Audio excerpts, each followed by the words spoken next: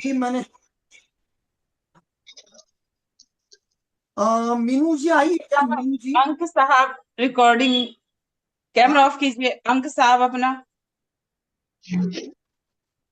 अच्छा मीनू जी आई है क्या आज? मीनू साहिबा अभी रास्ते में, अभी पहुंच जाएंगी सर। ओके ओके, चलिए मुझे उनके लिए एक बहुत महत्वपूर्ण जानकारी मैं उनके लिए लेकर आया था। कल जो हमारी बात हुई थी उसके विषय में। आदरणीय महेश चंद जी, अपनी वॉइस बंद कर दीजिए सर। आदरणीय महेश जी, कैमरा भी हाँ, ओपन मत करना और वॉइस भी ऑफ मैं कर अभी दो अपनी। करता हूँ, अभी करता अ, हूँ। कल चलिए सभी साथियों, हम अगले एक पड़ाव पे चलते हैं। आज के पड़ाव में आपके साथ कोई ज्यादा मिसालें नहीं होगी, सीधा सीधा पढ़ाऊंगा। ये भी एक तरीका आजमा लेते हैं और सभी कैसे आदरणीय काम करेंगे। आदरणीय Asha ji, Asha ji, Yes, camera off कर हमारे इस पे दीजिए। कर लो। सर, वॉइस तो और बोलिए कैमरा भाई, दोनों ऑफ कर दिए प्लीज। मैं इसको देख लेता हूँ। विजय साहब। विजय गुप्ता सर, आपका भी कैमरा कर दीजिए बंद। कैमरे सबके ऑफ रखिए कृपया। मीनू जी जुड़ती तो आज। अच्छा मीनू जी आ गई है शायद। मीनू जी आई है क्या? मीनू जी का स्वागत है। और मीनू जी का इंतजार भी था मुझे। मीनू जी आई है तो एक बार मीनू जी मुझे आप तसल्ली कराएं कि आप जुड़ी हो। मीनू जी तो नहीं है सर। ये मीनू जी कोई है, MEENU ऐसा लिखा हुआ है बस। तो दूसरी कोई मीनू जी होंगी वो। केवल मीनू जी लिखा है। ठीक है, चलिए कोई बात नहीं है। अच्छा देखिए, जैसे ही मीनू जी जुड़ती है मुझे एक बार आप सभी लोग बता, राधा जी आप मुझे बता देना मीनू जी जुड़ी है तो। मीनू जी और हमारी पंढरपुर की रेखा जी, निवे उनके निवेदन पर मैंने एक विशेष जानकारी यहाँ पे जोड़ी है। सबको मजा आएगा, वो जानकारी बड़ी आनंद देने वाली जानकारी है। यस। लेकिन वो जैसे ही जुड़ती हैं हमारे साथ तो फिर मैं उसको इन उनके साथ आप लोगों के साथ साझा करूंगा, सबको एक साथ ही दूंगा। वो बार बार बताने से मजा नहीं आएगा। तो चलो साथियों, एक नए पड़ाव पर सबसे पहले, अभी जो शुरू में बातें हो रही थी आदरणीय प्रेम बंधु साहब और राधा जी और बहुत सारे विद्वान लोग बोल रहे थे कि ये नए लोगों के लिए थोड़ी कठिन है और जो पुराने लोग हैं उनके लिए ये कक्षा थोड़ी आसान। तो मैं पहले एक बात बता दूं, मैंने हस्तरेखा आपको सिखाई नहीं है, ना ही मैं हस्तरेखा सिखाऊंगा।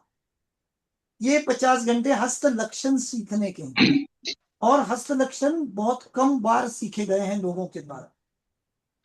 हस्त लक्षण सिखाने के लिए भी बहुत कोई राजी नहीं है। हम भी हस्त लक्षण सीखने में ज्यादा दिलचस्पी नहीं लेते। हस्त लक्षण सबके लिए नया है, लेकिन ये नींव है आपके हस्तरेखा की। मैंने बहुत से अलग अलग मंचों पर हस्तरेखा को कम माना है। मैं आपसे अ, मेरा दृष्टिकोण बता रहा हूं कि हस्तरेखाएं बहुत ही विशेष अभ्यास है, लेकिन हस्तरेखाएं बदलती, हस्त लक्षण कभी नहीं बदलते।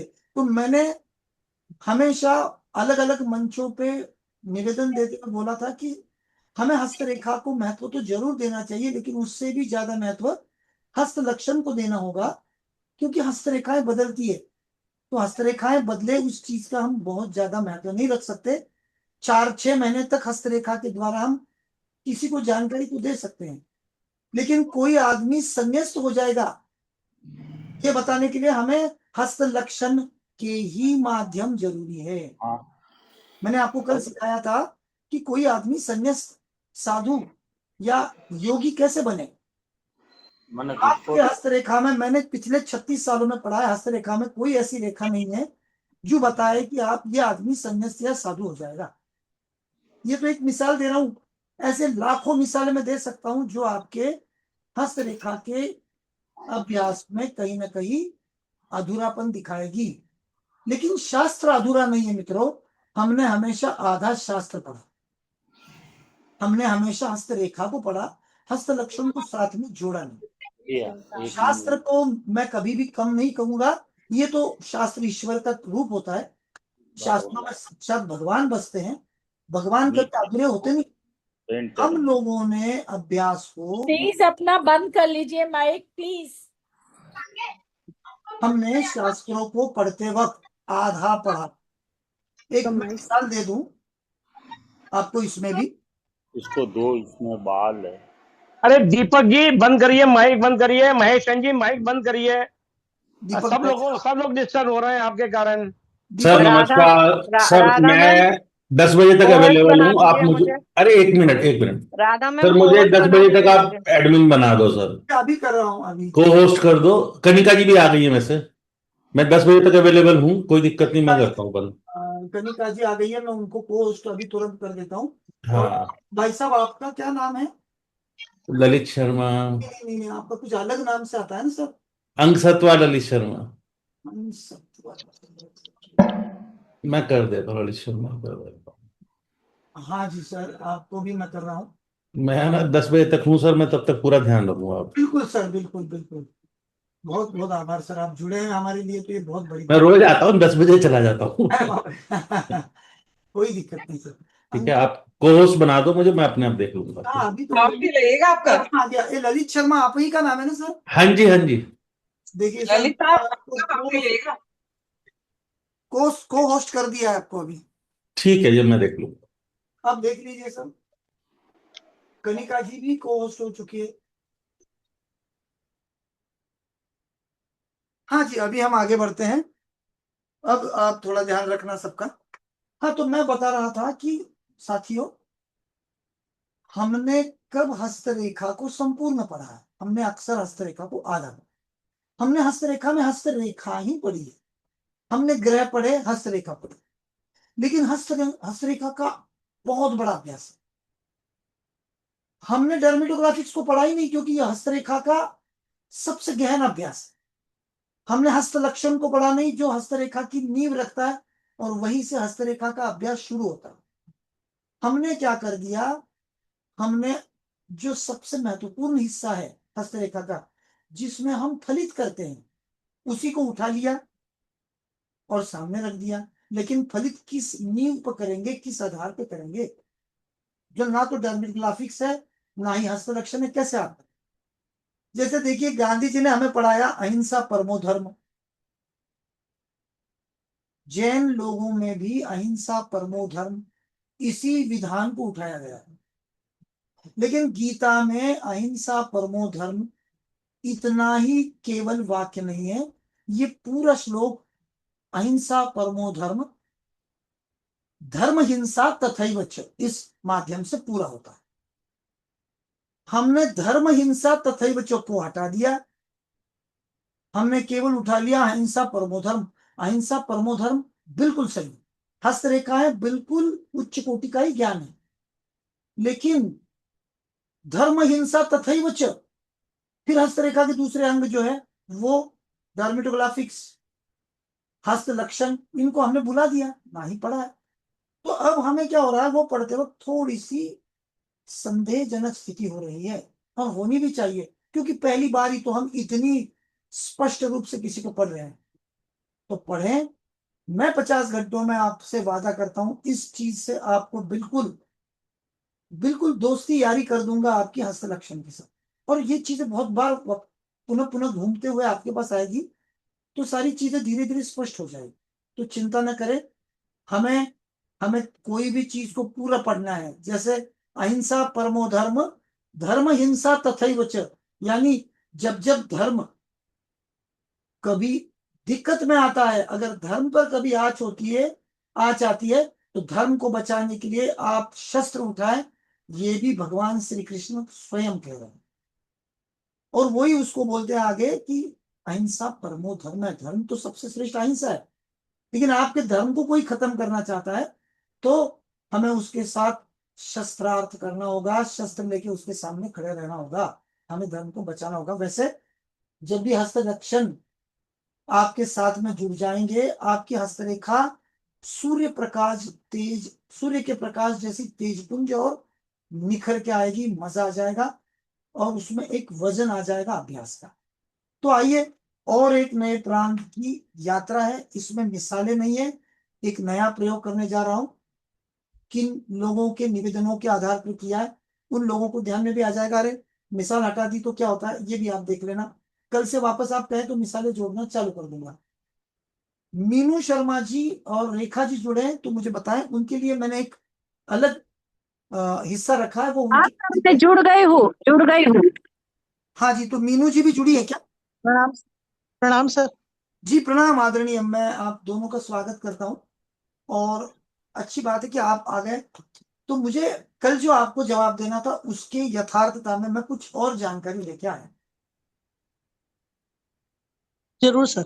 देखिए, आपने कल बोला था, और यह हमारे हस्तरेखा का अभ्यास ही है, तो हम अभ्यास और मिसाल दोनों एक साथ लेके चल रहे हैं। और इन महानुभावों को भी हमें जानना होगा हस्त लक्षण के यात्रा में। गीता के 5वें अध्याय का 6वां श्लोक है, सन्न्यसस्थो महाभावो दुःखमाप्तम न योगता। सन्न्यसस्थ महाभावो दुःखमाप्तम न योगता, योग युक्तो मुनिर्ब्रह्मो नचिरे नाधिगच्छति। यानी हे पार्थ, हे अर्जुन, जब तक तुम शुद्ध भाव से कर्म नहीं करोगे तब तक तुम संन्यास या भक्ति योग तक कभी नहीं पहुंच पाओगे।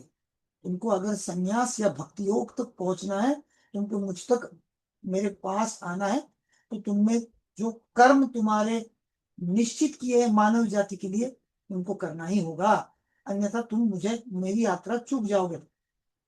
मैं आपके विधानों को काट नहीं रहा हूं मीनू जी, आपके विधान अत्यधिक स्पष्ट और बिल्कुल सत्य कथन है। आपने कल कुछ गलत नहीं कहा है, लेकिन हम जैसे जो अति सामान्य लोग हैं, हम बहुत सामान्य हैं, हम ऐसे साधु संतों के लिए तो हमारे लिए उपलब्धि है। जैसे जिन महानुभावों की आपने बात करी, वो श्रेष्ठतम साधु है, श्रेष्ठतम व्यक्ति है, ईश्वर का रूप है। लेकिन हम लोगों के ये जरूरी है, देखिए ब्लूटूथ खोल रखा है क्या?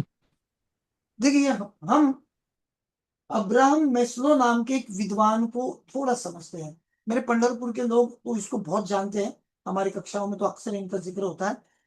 अब्राहम मेस्लो ने एक ऐसा त्रिकोण बना दिया जिस त्रिकोण के प्रेम में पूरी दुनिया है, और इसी त्रिकोण की यात्रा हम सब करते हैं। देखिए, अब्राहम मस्लो का व्यक्तित्व का सिद्धांत है, इसमें मानवतावादी दृष्टिकोण बताया गया है कि मनुष्य का व्यवहार और व्यक्तित्व उनकी जन्मजात और सीखी हुई आवश्यकताओं से प्रेरित होता है। इंसान जब जन्म लेता है ना, तो उसके मूलाधार के माध्यम से आगे बढ़ता है, और जहां अविकसित हाथ है या चमचाकार या वर्गाकार हाथ है, उसमें मूलाधार की स्थिति काफी अच्छी बताई गई है। लेकिन जब हम ऊपर जाते हैं, तत्वज्ञानी हाथ की तरफ जाते हैं, कलाकार या कलात्मक हाथ की तरफ जाते हैं, तो वहां पे इन चीजों का स्पर्श कम हो जाता है। मूलाधार, स्वादिष्ठान, मणिपुर, इन चीजों का स्पर्श कम हो जाता है, और वो लोग ऊपरी सतह पर चले जाते हैं, जैसे विशुद्ध अनाहत या आज्ञा सहस्त्रधार की तरफ चले जाते हैं। लेकिन वो, उनकी ऊर्जा वहां पहुंचे उसके पहले उस ऊर्जा को अपने एक संपूर्ण चक्र की यात्रा करनी ही पड़ेगी। अगर मैं एक आम आदमी हूं, तो मेरी यात्रा कहां से शुरू होगी? बिल्कुल नीचे देखिए ये मित्रों, बिल्कुल नीचे। आदमी जो भी सामान्य से सामान्य आदमी है, उसकी पहली जरूरत क्या है? श्वसन, आहार, निद्रा, मैथुन और उत्सर्जन। यही तो मूलाधार है, यही मूलाधार है। इसमें इंसान की बुनियादी जरूरतों को रखा गया है। अब मेस्लो साहब क्या कहते हैं? जब आदमी ठीक तरह से श्वसन करेगा, आहार और निद्रा पूरी तरह से लेगा, उचित मैथुन और उत्सर्जन, इन कर्मों को पूरा करेगा, तभी उसकी संतुष्टि होगी और वो अगले चरण में चलेगा, जहां पे अब उसकी आवश्यकताएं बदल जाएगी। ये आवश्यकताएं उसकी पूरी हो गई, अब ये आवश्यकताएं नित्य रूप से पूरी हो रही है, उसकी अब ललक किस चीज की बढ़ेगी? कौन सी चीज उसको चाहिए? शरीर, रोजगार, संसाधन, परिवार, स्वास्थ्य, संपत्ति आदि की सुरक्षा।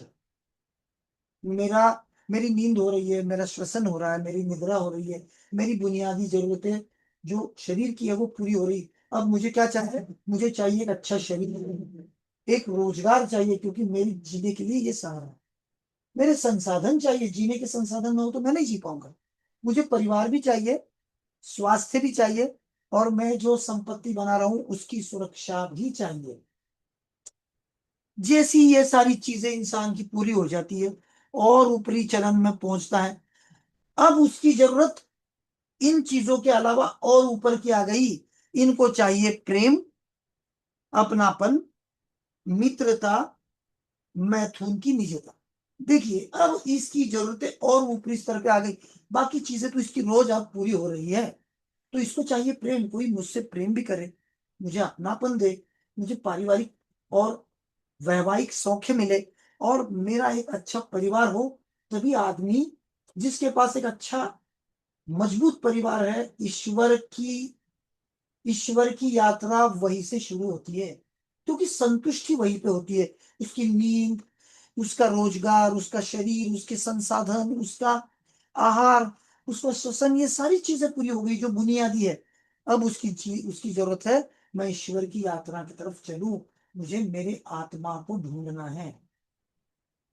अब ऊपरी स्तर पे आता जब है वो, तो यहाँ पे है, ये सभी तीन उन्होंने चरण पूर्ण कर लिए। अब उसको चाहिए सम्मान, प्रतिष्ठा, स्वाभिमान, आत्मविश्वास, उपलब्धियां, दूसरों के लिए सम्मान, दूसरे से सम्मान पाने की इच्छा।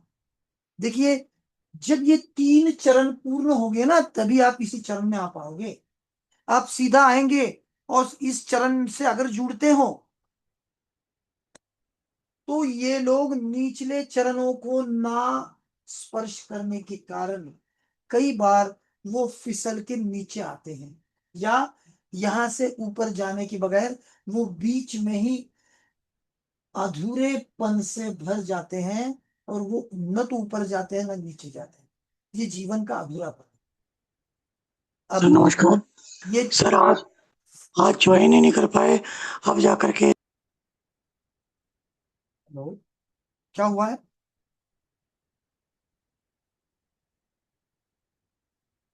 अभी देखिए 4 चरण हो गए, अब आखिरी चरण है सेल्फ एक्चुअलाइजेशन। नैतिकता, रचनात्मकता, समस्या समाधान, सबसे महत्वपूर्ण बात राग और द्वेष से मुक्ति। मित्रों यही तो आपका सहस्त्रधार है, यही तो आपका आज्ञा है। सनातन हिंदू धर्म ने तो इसको बहुत पुराने से, बहुत पहले से बता दिया।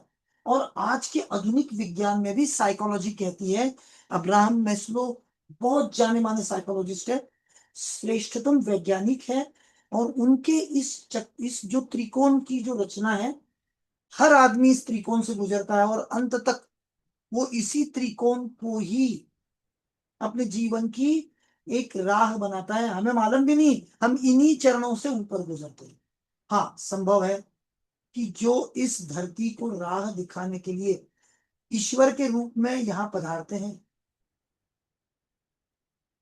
जो लोग ईश्वर के रूप में पधारते जो आते हैं, उनके लिए तो ये त्रिकोण कोई मायने ही नहीं रखता है। उनके लिए तो ये त्रिकोण का कोई मतलब नहीं। आदि शंकराचार्य जी को उनकी माँ छोड़ नहीं रही थी बचपन में, और वो बोल रहे थे, माँ मुझे जाने दो, मुझे विश्व को और मुझे ब्रह्म को ढूंढने दो। और माँ अपने अथाह प्रेम के कारण उसको छोड़ नहीं रही थी। एक दिन पानी में, एक नदी में नहाते वक्त उनके पैर को एक मगरमच्छ ने पकड़ लिया। पूरा गांव इकट्ठा हो गया, लोग इकट्ठा हो गए, और सभी लोग चिल्ला रहे थे, और बड़ी शांत भाव से आदि शंकराचार्य अपने माता को बोलते हैं, माँ अब तो मुझे जाने दो, अब तो तुम्हारी आज्ञा दे दो, अन्यथा मैं नहीं जा पाऊंगा। अगर तुमने मुझे आज्ञा दे दी तो ये मगरमच्छ मुझे छोड़ देगी। देखो मित्रों, कितने श्रेष्ठतम ये लोग, साक्षात्कारी लोग हैं, जिनको भी माया का सहारा लेना पड़ा। वो मगरमच्छ दूसरा तीसरा कोई ना था, स्वयं भगवान थे, स्वयं ब्रह्म थे, और उन्होंने वो रूप लेके वहां पे उनको मोह माया से बाहर निकालने की योजना बनाई।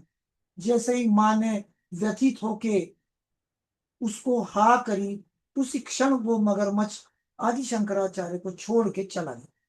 और फिर वहां से शंकराचार्य जी संपूर्ण देश भ्रमण के लिए निकले, और उनकी यात्रा में वो आगे बढ़ते बढ़ते एक दिन उनके गुरु से जाके मिले। वो कुछ सालों तक ढूंढते रहे कि मुझे कोई श्रेष्ठ गुरु मिले, और उनको प्रभुपाद जी नाम के एक बहुत श्रेष्ठ गुरु से मिलने का मौका मिला।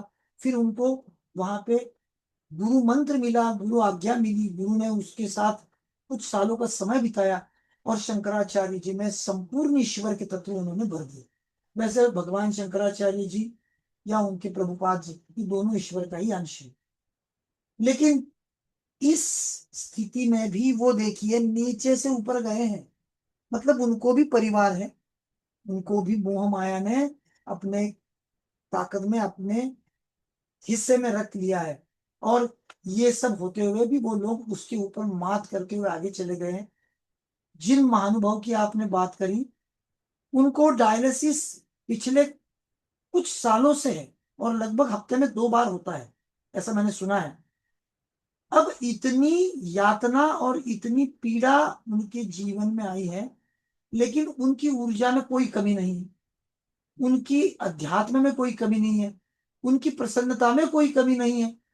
वो माया और वो सारी चीजें एक एक उनके जीवन का हिस्सा है, जिसका उनके जीवन पर कोई असर नहीं है। और अगर ऐसी स्थिति है तो वो आम है नहीं, वो सामान्य है नहीं, संभवतः वो बहुत ही उच्च कोटि के, संभवतः वो ब्रह्म के ही रूप है। और ऐसे लोगों से हम केवल विनम्रता पूर्वक अनुग्रह ले सकते हैं। इनके विषय में बोलने का हमें कोई अधिकार नहीं, क्योंकि ये स्वयं भगवान का साक्षात अंश हमारे लिए आया है। चलिए, इस सिद्धांत को, अब्राहम मैस्लो के इस सिद्धांत को आप सभी लोग अपने जीवन में जरूर पढ़ना, जरूर जानना। इंटरनेट पर अब्राहम मैस्लो जैसे ही डालेंगे, सैकड़ों हजारों चित्र आ जाएंगे, आप वो चित्र डाउनलोड कर लो और इसको थोड़ा गंभीरता से देखो। कोई चरण आपका चूका तो नहीं, और कोई चरण में आप अटक तो नहीं गए, ऊपरी चरण की तरफ जाते जाते रह गए। थोड़ा गंभीरता से देख लेना, ये चरण, ये मार्ग, यही रास्ते हमारे जो हिंदू धर्म में आश्रमों के रूप में बताए गए हैं। तो ब्रह्मचारी आश्रम है, गृहस्थ आश्रम है, वानप्रस्थ आश्रम है, और अंततः संन्यास्त आश्रम। तो ऐसे ही इन्होंने भी ये सारी चीजें बताई है। आगे बढ़ते हैं। आशा करता हूं मैंने आपकी जो उत्सुकता थी, आपकी जो मनीषा थी, आपका जो विषय था, उसको मैंने मेरी दृष्टि से यहाँ पे आपके सामने रखा है। यूं ही आपके अनुग्रह बने रहे, और श्रेष्ठतम विचारों से जरूर शास्त्रार्थ करें, क्योंकि तभी और जानकारी सबको मिलेगी। कल मीनू जी और रेखा जी नहीं इस विषय पर बोलती तो संभवतः ये जानकारी मैं आपको देने से चूक जाता था, लेकिन आपके कुछ अच्छे सवालों के कारण मैं कुछ नई जानकारी आप लोगों को दे पाया। आपका बहुत बहुत धन्यवाद। सर, इसको हायरार्की ऑफ नीड्स के नाम से जाना जाता है। किसको? ये मैस्लो का जो प्रिंसिपल है, जी जी, इसको हायरार्की ऑफ नीड्स। अच्छा अच्छा, हाँ बिल्कुल बिल्कुल, कुदरती जरूरत है इंसान की, सही है सही है। Yes yes. और ये काफी प्रसिद्ध है, लोग शायद आप में से कुछ लोग जानते भी होंगे और कुछ नहीं भी जानते होंगे। हाँ, ये साइकोलॉजी में और मैनेजमेंट में कई जगह पढ़ाया जाता है। जी जी सर, जी जी जी, हाँ बिल्कुल बिल्कुल सही है। साइकोलॉजी में तो इसको पढ़ाना जरूरी ही है, ये बहुत गहरा हिस्सा है। चलिए, हम अब ऐसे प्रांत में जाते हैं जो प्रांत आपके जीवन में कभी हस्तरेखा में नहीं आया है, और ये बिल्कुल अलग विषय में आपके हाथ में, अभी आपके हाथ में आपको बताऊंगा। यहाँ पे मैं हाथ के कुछ हिस्से कर रहा हूं, मैं हाथ के कुछ हिस्से कर रहा हूं, जिसमें मैं ना तो आपको रेखाएं सिखाऊंगा, ना ही ग्रह सिखाऊंगा। आप शांति से समझ लीजिए, आपके हाथ में जो हिस्सा मजबूत उभर के ऊपर आया है, हिस्से को मैं अलग अलग रूप में आपके सामने रखता हूं। अभी हमने हस्तरेखा के प्रांत में प्रवेश किया नहीं है। जिस दिन मैं ग्रह और रेखाओं को स्पर्श करूंगा तब आपकी पहचान की दुनिया में चला जाऊंगा। लेकिन वो यात्रा अभी बहुत दूर है, मुझे तो उसके पहले के बहुत सारे अंग आपको बताने। तो कई बार हम क्या करते हैं, हस्तरेखा में केवल हस्तरेखा देखते हैं, लेकिन कोई कोई हिस्से हैं हाथ के जिसको पढ़ना हमें उतना ही जरूरी है। और उनके जो उभरे हुए हिस्से हैं, जो हिस्सा हाथ का मजबूत दिख रहा है, उसको भी हमको समझना है।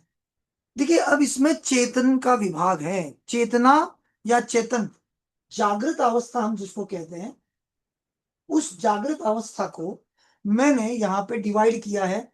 ये शनि की उंगली है, शनि पर्वत है, ये गुरु पर्वत है। शनि पर्वत के मध्य से लेके शुक्र पर्वत के नीचे तक मैंने एक काल्पनिक रेखा खींची है, जिसमें गुरु, मंगल और शुक्र इस प्रांतों का अभ्यास किया जाए। या यूं कहें, शनि गुरु के सीमा प्रदेश से, शनि और गुरु, इसमें केवल गुरु, मंगल और शुक्र के 3 प्रांतों का अभ्यास किया जाता है। लेकिन हम यहाँ पे आपको शनि, मंगल, गुरु नहीं पढ़ाएंगे। केवल आपके हाथ में ये अगर उभर के ऊपर आए हैं, अब बहुत गंभीरता से लेना, ये चीजें हमारे हाथ में हमको दिखती है, लेकिन हम उसको उतनी गंभीरता से नहीं देखते। तो ये क्या है, अगर केवल गुरु, मंगल, शुक्र ही उभर के ऊपर आया, तो इसको चेतन विभाग कहते हैं या चेतना का विभाग कहते हैं। इसका क्या कहना है, देखिए, गुरु पर्वत से लेकर कलाई तक का क्षेत्र इसमें आता है। इस विभाग को 2 नामों से जाना जाता है, एक सक्रिय भाग और एक दृश्य भाग। ये एक्टिव पार्ट है इंसान के लाइफ का। सक्रिय और सचेत नाम इस भाग के कार्य को स्पष्ट रूप से दर्शाते हैं। यह व्यक्ति की सचेत और सक्रिय मन का पता लगाने में सहायक होते हैं। ये कैसे, मैं बताता हूं। हम यहाँ गुरु, मंगल, शुक्र को नहीं पढ़ेंगे, हम हस्त लक्षण पढ़ रहे हैं। इस भाग को चेतन भाग क्यों कहा जाता है, देखिए यह बहुत महत्वपूर्ण सवाल है। यह भाग निम्नलिखित तथ्यों से स्पष्ट हो जाएगा। इस भाग में अंगूठा, तर्जनी शामिल है। आपकी तर्जनी, आपका गुरु पर्वत, आपका मंगल, आपका शुक्र और आपका अंगूठा, ये इतना हिस्सा काट के यहां आ गया। देखिए, ये अंगूठा आ गया, तर्जनी आ गई, गुरु, मंगल और शुक्र पर्वत आ गए। बहुत महत्वपूर्ण हिस्से इसमें आ गए। तर्जनी का काम बहुत बड़ा है, अंगूठे का तो श्रेष्ठतम कार्य है। गुरु, मंगल, शुक्र बहुत महत्वपूर्ण ग्रह है, जिनमें आप एक बड़ा मजेदार संतुलन देखेंगे। इन दोनों उंगलियों के बारे में विस्तृत जानकारी इस विषय के निम्नलिखित लेख में दी गई है। आगे इस विषय के बहुत सारे लेख आएंगे, उसमें उन उंगलियों की जानकारी मिलेगी। इस भाग में तर्जनी और अंगूठा शामिल है, और इन्हीं की उपस्थिति के कारण हम कई चीजों को सचेत रूप में हिला डुला सकते हैं। मेरी तर्जनी और मेरा अंगूठा ही, ये दोनों, मेरा अंगूठा ना हो तो मैं किसी भी चीज को हिला नहीं सकता, क्योंकि एक मजबूत पकड़ के लिए, जीवन को अपने नियंत्रण में रखने के लिए मेरी तर्जनी और मेरा अंगूठा बहुत महत्वपूर्ण है। यदि हम मानव जाति के विकास के ऊपर नजर डालते हैं, तो हम पाएंगे बंदर और लंगूरों के हाथ में ये दोनों उंगलियां, अंगूठा और तर्जनी का विकास नहीं हुआ है। अंगूठे का विकास बंदर के हाथ में बहुत कम है, ना के बराबर है, और तर्जनी भी नहीं। ऐसे दबी हुई रहती है, उनकी तर्जनी भी झुकी हुई रहती है, अंगूठा भी झुका हुआ रहता है। जबकि इंसान के विकास में अगर 2 महत्वपूर्ण चीजों का विकास कोई हुआ है, तर्जनी और उनकी अंगूठे की स्थिति। अंगूठा खुला हो गया, अंगूठा खुला हुआ यानी इंसान का विकास। अंगूठे के प्रांत में मैं बताऊंगा बंदर से इंसान कैसे बना, और हमारी कौन सी स्थिति बंदरों जैसी है और कौन सी स्थिति अंगूठे की इंसानों जैसी है, या श्रेष्ठतम मानवों जैसी। ये अलग अलग अभ्यास बहुत बहुत आगे हैं। फिलहाल हम इतना ही देखेंगे कि बंदरों का और इंसानों के तर्जनी का महत्वपूर्ण अंतर क्या है। वो उनमें खुले नहीं और हमारे में खुल गए हैं, और इसीलिए तो हम किसी को दिशा निर्देश देते हैं, खुद की पहचान बताते हैं, किसी को अनुमोदित करते हैं तो हम अंगूठे का और तर्जनी का बार बार इस्तेमाल करते हैं। और यही आपकी चेतन विभाग की स्थिति है। हाथ के इस विभाग में बृहस्पति यानी गुरु पर्वत, मंगल पर्वत, शुक्र पर्वत शामिल है। इस भाग के विकास को व्यक्ति की महत्वाकांक्षा, आक्रामकता, साहस, भावनाओं की गहराई आदि के अनुमान लगाए जा सकते हैं। क्यों? बृहस्पति बैठा है, गुरु पर्वत है, महत्वाकांक्षा लेके आया है। मंगल पर्वत आक्रामकता और साहस लेके आया है। शुक्र भावनाओं की गहराई लेके आया है। और इसके साथ अंगूठे की भी शक्ति जुड़ती है, इच्छा शक्ति और तर्क शक्ति। देखिए मित्रों, इंसान का सबसे महत्वपूर्ण हिस्सा ये तर्जनी, अंगूठा, गुरु, मंगल, शुक्र, ये अगर मजबूत स्थिति में है तो इंसान की चेतना, उसका सक्रिय भाग बहुत शक्तिशाली है। अब ये मजबूत कैसे हैं ये मैं आगे पढ़ाऊंगा, इसका भी आप चिंता न करें। मैं आपको शास्त्रीय अनुपात दे दूंगा, इस अनुपात में पढ़े आपकी गलती होने की संभावना शून्य है। फिलहाल हम इतना ही जानेंगे, तर्जनी, गुरु, मंगल, शुक्र और अंगूठे में महत्वाकांक्षा, आक्रामकता, साहस, भावनाओं की गहराई, इच्छा शक्ति, तर्क शक्ति और तर्जनी का अहंकार, तर्जनी का स्वाभिमान, तर्जनी का एक खुद के अस्तित्व का एक महत्वपूर्ण हिस्सा इस चेतन अवस्था में आ जाता है। अगर ये शक्तिशाली हो गया तो इंसान की ये सारी चीजें बड़ी शक्तिशाली हो जाएगी। अब इससे हम क्या कर सकते हैं? सक्रिय मन का अंदाजा लगा सकते हैं। इंसान का जो एक्टिव पार्ट है जीवन का, जो उसका बड़ा ही सचेत चेतना से भरा हुआ हिस्सा है, वो कितना मजबूत है। मित्रों, कई बार हम देखते हैं कि तर्जनी बहुत बड़ी है। तर्जनी बहुत बड़ी है यानी क्या है? तर्जनी के साथ एंड्रेनल ग्लैंड का जुड़ाव है। जैसे ही एंड्रेनल ग्लैंड में से एस्ट्रोजन बाहर निकलता है तो इंसान में आक्रामकता आ जाती है। इंसान के पास एक स्वतः की रक्षा की प्रणाली के लिए बहुत ही मजबूत व्यक्तित्व बनने लगता है, क्योंकि वो सारे हार्मोन्स, वो सारे न्यूरोट्रांसमीटर्स अंदर सक्रिय हो जाते हैं। तो आगे मैं उंगलियों के अभ्यास में आपको सारी ये चक्रों की और अंतस्थ ग्रंथियों की तो बहुत जानकारी देने वाला हूं। हमें यह अभी ध्यान में लेना है कि इंसान की चेतना, उसकी तर्जनी और इस प्रांत से हम अगर ढंग से लगा पाए कि आदमी कितना जागरूक है। तर्जनी बहुत छोटी है, इंसान की जागरूकता में कमी आ गई। आप शांति से समझे, बहुत सिंपल सा फॉर्मूला है।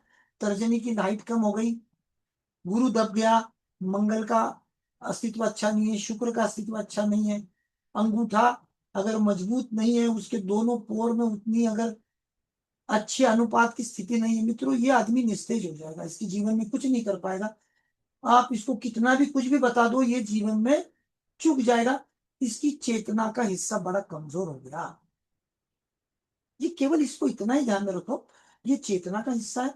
चेतना यानी आपका कॉन्शियस माइंड, आपका जागृत मन, जो मजबूत है या कमजोर है, इसको इतना ही जानो।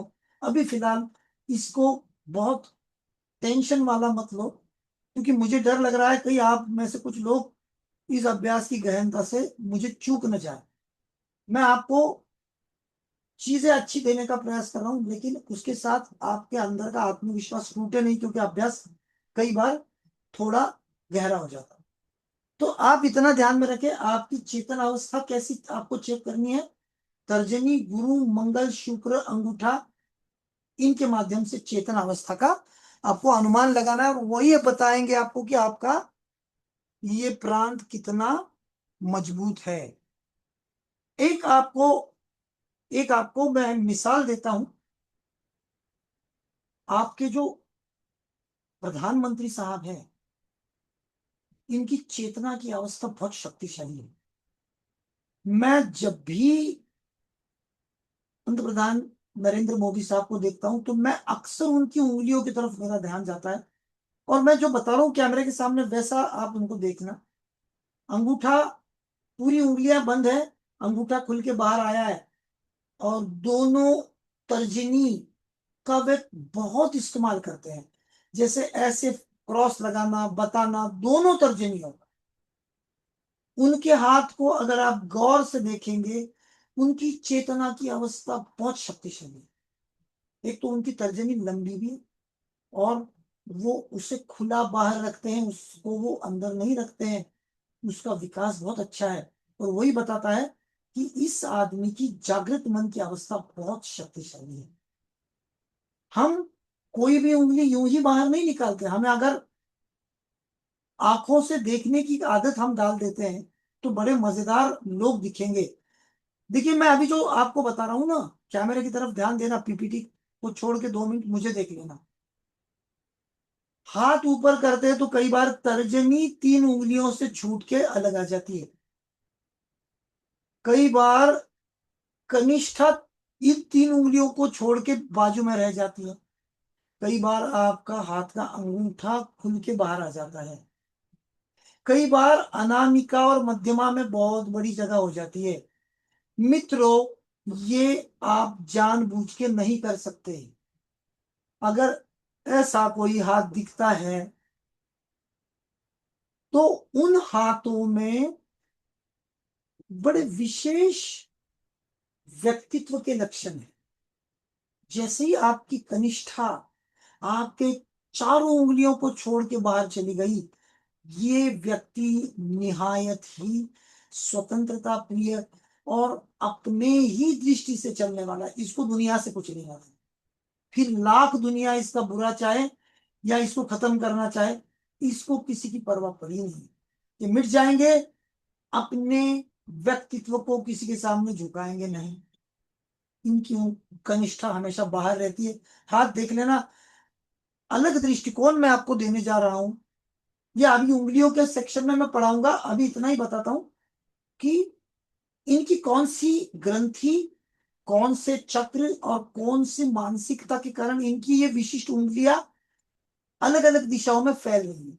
और आदमी ये जानबूझ के नहीं करता, उसके करने के पीछे संपूर्ण उसके शरीर के अंतस्थ ग्रंथियों का हाथ है।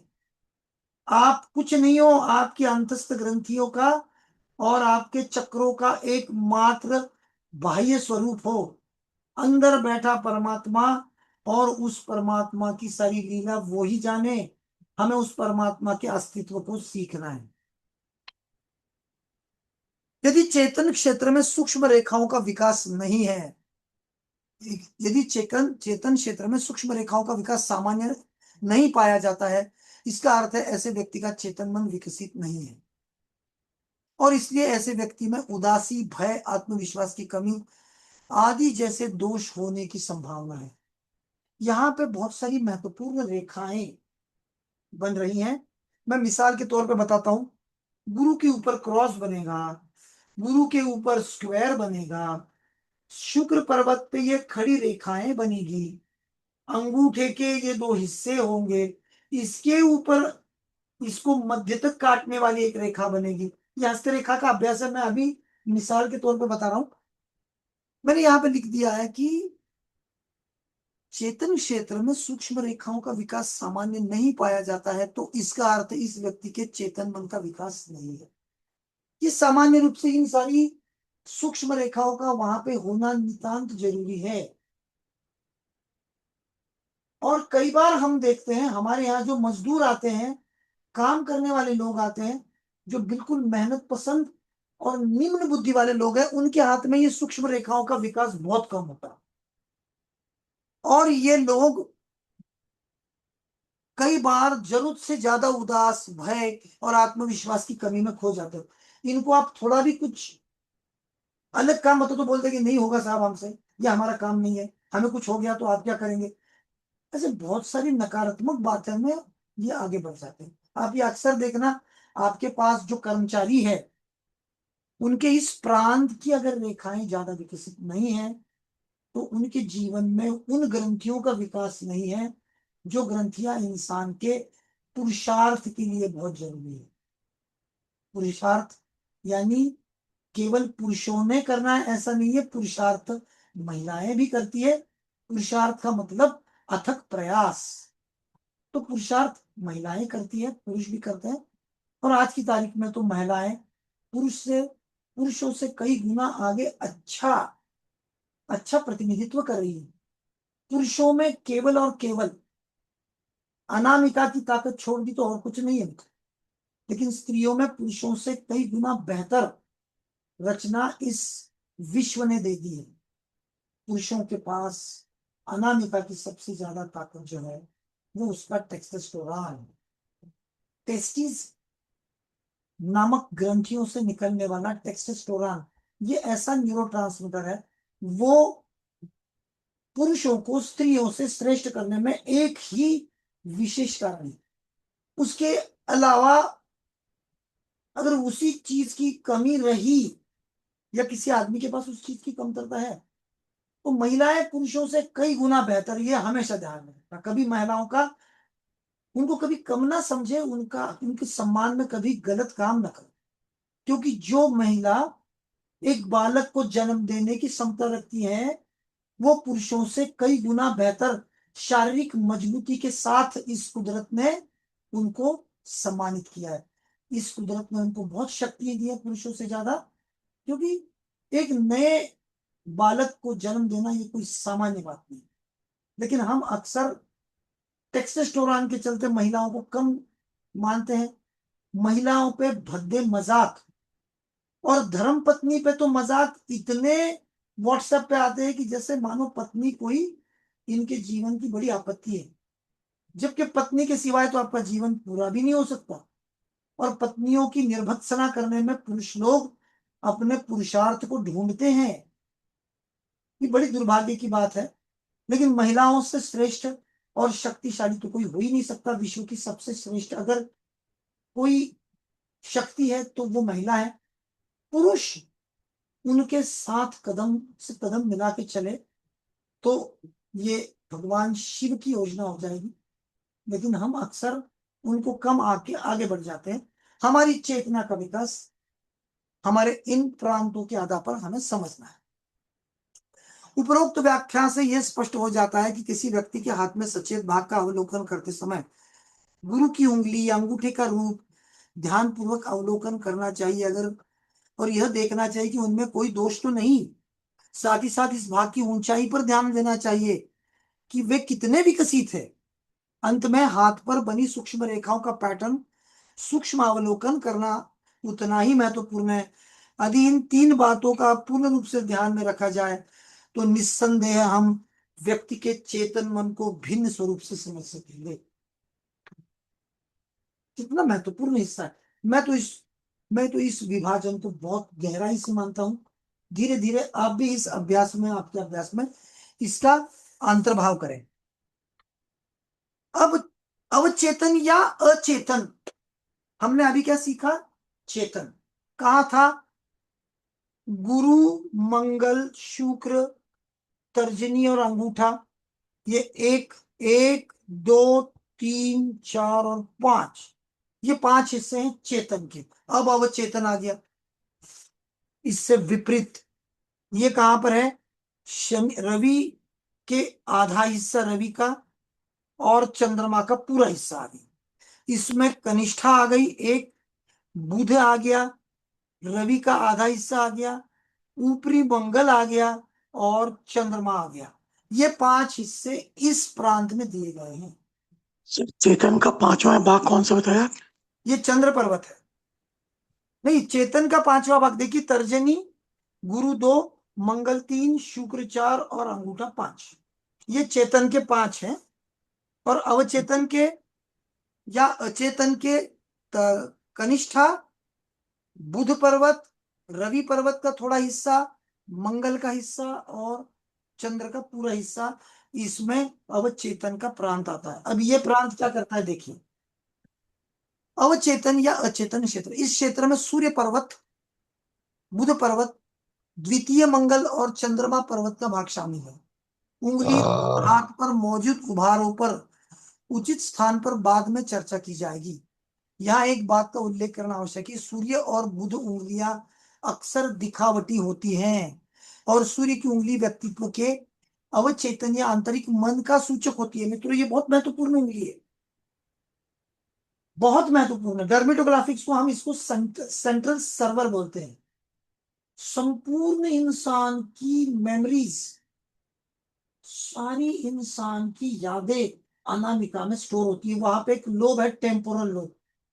और दूसरी महत्वपूर्ण बात, अनामिका क्यों महत्वपूर्ण है, आपकी कनिष्ठा जो है वो ऑसिपिटल लोब से जुड़ी है। ऑसिपिटल लोब यानी आप दुनिया को कैसे देख रहे हो, आपके देखने में क्या क्षमता है।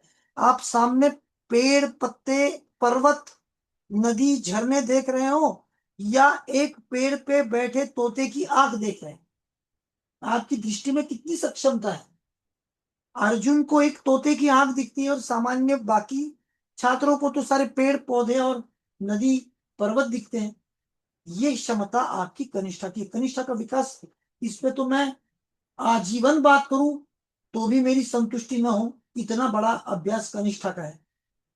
तो ये जो जानकारी आपके कनिष्ठा के माध्यम से आती है, उसका संपूर्ण समायोजन अनामिका में होता है। अनामिका से निकल के वो मध्यमा के रास्ते से, मध्यमा शरीर का संपूर्ण स्पर्श ज्ञान है, वहां से सारी स्पर्श की जानकारी लेके, ये सारी जानकारी इकट्ठी करके अंगूठे में भेजी जाती है। अंगूठा केंद्रीय व्यवस्थापन समिति है, जो इनके पास सारी जानकारी जो भी आ रही है उसको संपादित करना, एक एक व्यक्तित्व बनाना, एक कार्य प्रणाली बनाना, एक तरीका बनाना जीने का, और उस तरीके को तर्जनी के पास भेज देना। तर्जनी क्या करेगी, प्राप्त परिस्थितियां और आई हुई जानकारी के माध्यम से एक रास्ता निकालेगी। मान लीजिए आपके पास बचपन से पढ़ाया गया है कि अगर कोई जहरीला सांप दिखता है, सांप कई जहरीले हैं और कई नहीं है, सांप दिखे तो भाग जाओ या सांप दिखे तो उसको मार डालो, दो ही तरीके सिखाए हैं। सांप दिखे तो उसका सम्मान करो, कभी सिखाया नहीं, क्योंकि सांप आपको काट जाए। अब ये संस्कार ही इतने इतने विशेष है, इसका तो कोई हमारे पास तोड़ ही नहीं। तो अक्सर हम सांप दिखते ही बड़ी भय से भर जाते हैं या हम उसको मारने के लिए उतावले हो जाते हैं। तो जानकारी अंगूठे के पास क्या आई है, सांप है, और इनके पास जो आज तक के संस्कार है वो बता रहे हैं कि भाई साहब सांप दिखे तो मारो या भागो। लेकिन प्राप्त परिस्थिति में प्रत्यक्ष आप जब कार्य कर रहे हो, आपका मन और प्रत्यक्ष स्थिति, इसमें एक बहुत बड़ा द्वंद्व होता है। आपके मन की धारणाएं और प्रकृति दोनों के बीच में एक बहुत बड़ा द्वंद्व है, और उसी को भगवान श्री कृष्ण बार बार बताते हैं कि मम षष्ठानि इंद्रियाणि प्रकृति स्थानि कर्षति, हमें कोई लिहाज से प्रकृति से संघर्ष नहीं करना। तो हमको अगर किसी ने उचित जानकारी दे दी कि भाई साहब ये जहरीला नहीं, और ये आपको कोई बाधा भी नहीं करेगा, न तो आपके लिए कोई बाधा बनेगा, अगर आपको डर लगता है तो हम इसको उठा के ले जाते हैं और पुनः एक बार इसके निवास क्षेत्र में, जंगल में छोड़ देते हैं, तो आप उसके लिए फिर कोई आक्रमण या भय की स्थिति में नहीं रहेंगे। तो ये सारा व्यवस्थापन जो है वो डर्मेटोग्राफिक्स में सिखाया जाता है कि इंसान के कर्म कैसे अपना मार्ग चुनते हैं। हस्तरेखा में ये थोड़ा मोटे मोटे तौर पे आता है, गहराई से डर्मेटोग्राफिक्स में आता है।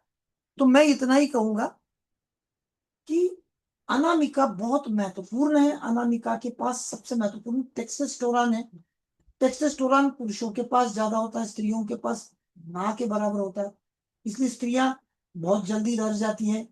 बहुत सारे अलग अलग चीखों के माध्यम से वो अपना डर जाहिर करती है, चिल्ला देती है, अरे भाई कोई कॉकरोच आ गया, कोई छोटी सी लिजार्ड आ गई, कोई सांप आ गया, तो ये बड़ी दिक्कत में आ जाती है।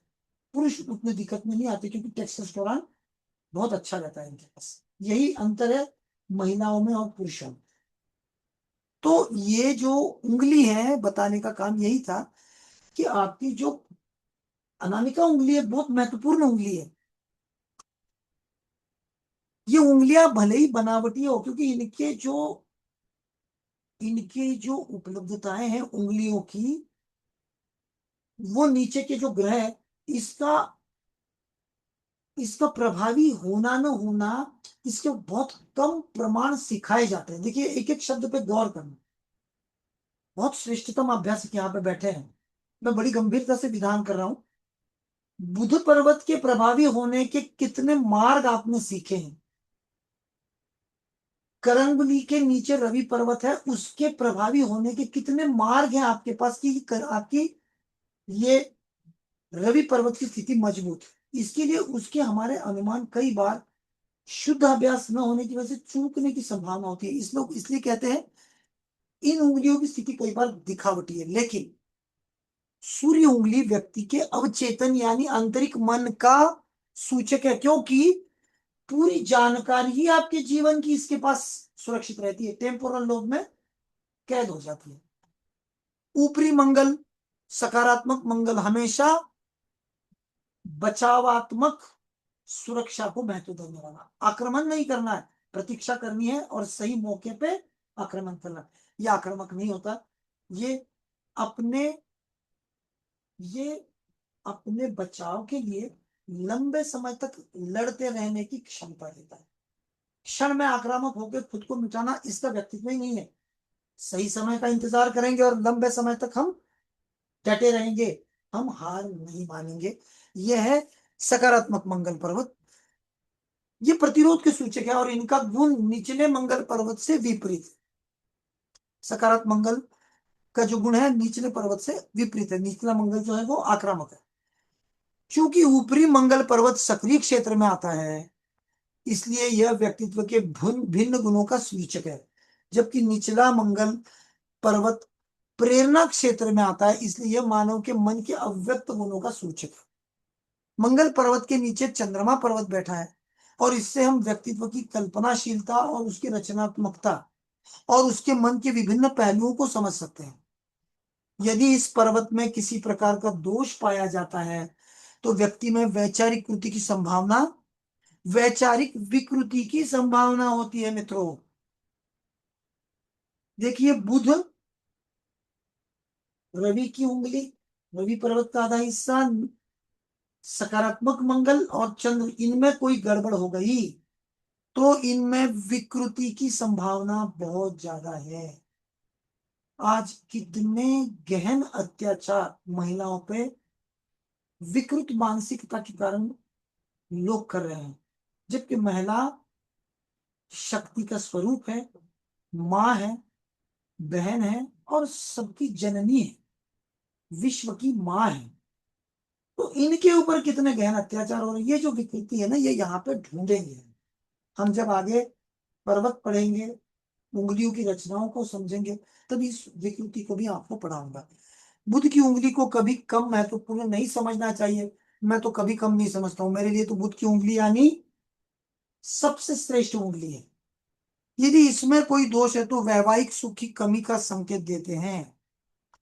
साथ ही साथ यदि बुध उंगली सामान्य ऊंची से नीचाई दिखाए तो विभिन्न शारीरिक दोषों का संकेत देती है। यह हिस्सा हम कई बार डर्मेटोग्राफिक्स में पढ़ाते हैं। बुध उंगली पे कंपोजिट लूप नाम का एक चिन्ह अगर आ जाए तो वो चिन्ह अक्सर इंसान के नपुंसकत्व का, इंसान के इंपोर्टेंट होने का सबसे महत्वपूर्ण प्रमाण माना जाता है। नपुंसकत्व या इंपोर्टेंसी हस्तरेखा में कहीं भी पढ़ाई गई नहीं है। जितने भी लोग इसमें तर्क देते हैं ना, वो तर्क मैंने बहुत श्रेष्ठतम व्याख्यानों में श्रेष्ठतम लोगों को सुना है। उनके तर्क जो है वो उनके निजी अनुभव है। अब मैं उनको कम नहीं आंक रहा हूं, ना तो मैं उनकी निर्भत्सना कर रहा हूं। उन्होंने जो भी जानकारियां दी या तो किताबों से उठाई या उनकी व्यक्तिगत अनुभव का वो हिस्सा है। लेकिन आपने कितने लोगों का अनुभव किया? शास्त्र 2, 5, 50 लोगों के अनुभव से नहीं चलता है। लाखों करोड़ों लोगों के हाथ में वो गुण अगर आपको मिले तभी उसको हम शास्त्र के रूप में स्थापित कर सकते। इंसान के मस्तिष्क के अंदर एंटीरियर कमिक्सचर नाम का एक बहुत महत्वपूर्ण हिस्सा है जो इंसान के लिंग निर्धारण के लिए बहुत बड़ा काम करता है। तो डर्मेटोग्राफिक्स में हम ये पढ़ाते हैं कि आपके बाएं हाथ की उंगलियों का रिच काउंट अगर असामान्य रूप से बढ़ गया तो आपके मस्तिष्क में एंटीरियर कमिक्सचर का स्थान जो है बहुत छोटा हिस्सा है, वो अचानक बहुत ज्यादा बढ़ जाता है। सर ये शब्द लिख के बता दीजिए प्लीज, जो आपने शब्द एंटीरियर बोला है, चूंकि मैं आपको इसमें भेज दूंगा। अभी ओके कक्षा खत्म होती है आपको भेज दूंगा लिख के। एंटीरियर कमिक्सचर उसको एसी बोलते हैं, एसी एनाटॉमी में उसको एसी बोलते हैं, मस्तिष्क में हम पढ़ाते हैं। ये अगर हिस्सा बड़ा हो गया इंसान के मस्तिष्क का तो उसका लिंग निर्धारण वो भूल जाता है। वो अगर लड़की पैदा हुआ तो वो कहेगा मैं लड़का हूं, लड़का पैदा हुआ तो वो कहेगा मैं लड़की हूं, या वो कहेगा मेरा कोई लिंग ही नहीं है, मेरा कोई अस्तित्व ही नहीं, मेरा कोई वजूद ही नहीं है।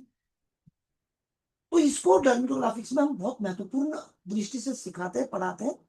तो ये बुध की उंगली जो है क्यों महत्वपूर्ण है, मैं आपको डर्मेटोग्राफिक्स के अभ्यास में ले जाने के लिए नहीं आया हूं, मैं माफी चाहूंगा, ये मेरा विज्ञापन नहीं है। बुध की उंगली का शारीरिक दोषों के साथ क्या संबंध है इसके मैं केवल प्रमाण दे रहा हूं, आप मुझे अन्यथा न लेवे, नहीं तो आपको लगेगा कि आप अगली कक्षा की कोई यहाँ पे पहल कर रहे हो। संभवतः मेरे पास समय भी नहीं है कि मैं आपकी अगली कक्षा लूं, कि इसमें बहुत समय लगता है, मेरे पास वो समय भी नहीं कि मैं इसको पढ़ाऊं। लेकिन इन उंगलियों के ये दोष, इन उंगलियों के ये जो गुप्त राज है वो आपको मालूम होने चाहिए, इसके लिए मैं थोड़ी सी झलक दे रहा हूं। इस प्रकार अगर हम इस भाग को व्यक्ति के आंतरिक मन के उचित ज्ञान से प्राप्त करते हैं, हमें इस भाग की सूक्ष्म रेखाओं पर भी ध्यान देना होगा। चेतन और अचेतन भागों का अध्ययन करके हम समझ सकते हैं कि कौन सा भाग अपूर्ण है। इससे चिकित्सक को ये समझने में मदद मिलेगी कि व्यक्ति किस प्रकार से मानसिक विकारों से ग्रस्त है। मित्रों ये क्यों पढ़ना है? आज 70% से ज्यादा लोग मानसिक विकारों से परेशान हैं। आपके पास आया हुआ जातक परिस्थिति से ज्यादा उसकी मानसिक दुविधा में है, मानसिक कमजोरी में है, मानसिक तनाव से ग्रस्त है। अगर आप उसका हौसला बढ़ा दो तो दुविधाएं तो कुछ पल के लिए होती है, कई बार आपत्ति इष्टापत्ति भी हो जाती है, लेकिन हम उसको आपत्ति के रूप में देखते हैं और उसमें आने वाली एक जो आपके लिए अपॉर्चुनिटी है, एक आपके लिए एक नए अवसर की स्थिति है, उसको हम चूक जाते हैं क्योंकि हमारा ये हिस्सा अगर थोड़ा कमजोर रह गया, बुध उंगली की लंबाई कम हो गई, मित्रों ये भी एक दिक्कत की बात है। ये लोग कई बार अपने ऊपर आने वाले संकटों को पहले पहचान नहीं सकते। मैंने इसी विषय को पकड़ के हमारी एक डेमो क्लास ली थी जिसमें मैंने कनिष्ठा के रहस्य बताए थे। उस दिन आभा जी करके एक अभ्यासक इस कक्षा में जुड़ी है, राधा जी है, हमारे रावत साहब है, प्रेम बंधु साहब है। इन 4-5 लोगों की कनिष्ठाएं अनामिका के पहले और दूसरे पोर के सीमा प्रदेश से ऊपर है। तो मैंने उनकी मिसाल यहाँ पे बताई थी कि इनके पास चेतना का विकास बहुत ज्यादा है, इनका अवचेतन मन बहुत शक्तिशाली है। वो पहले ही पता लगाता है कि कौन सी आपत्ति आएगी और उसको कैसे निष्पादित करना। वो पहले ही लग जाता है कि आपत्ति आने से पहले ही आपत्ति के लिए वो कार्य शुरू कर देता है। कनिष्ठा कम जब होती है तो आपत्ति आने के बाद उसका एहसास होता है और फिर इंसान व्यथित हो जाता है और व्यथित होके उस आपत्ति के लिए फिर वो रास्ते ढूंढता है। ऐसे लोग 90% है इस पृथ्वी पर जिनकी कनिष्ठा छोटी है। 7% लोग हैं जो कनिष्ठा की श्रेष्ठ स्थिति में जाके बैठे हैं, इनकी कनिष्ठाएं बड़ी है।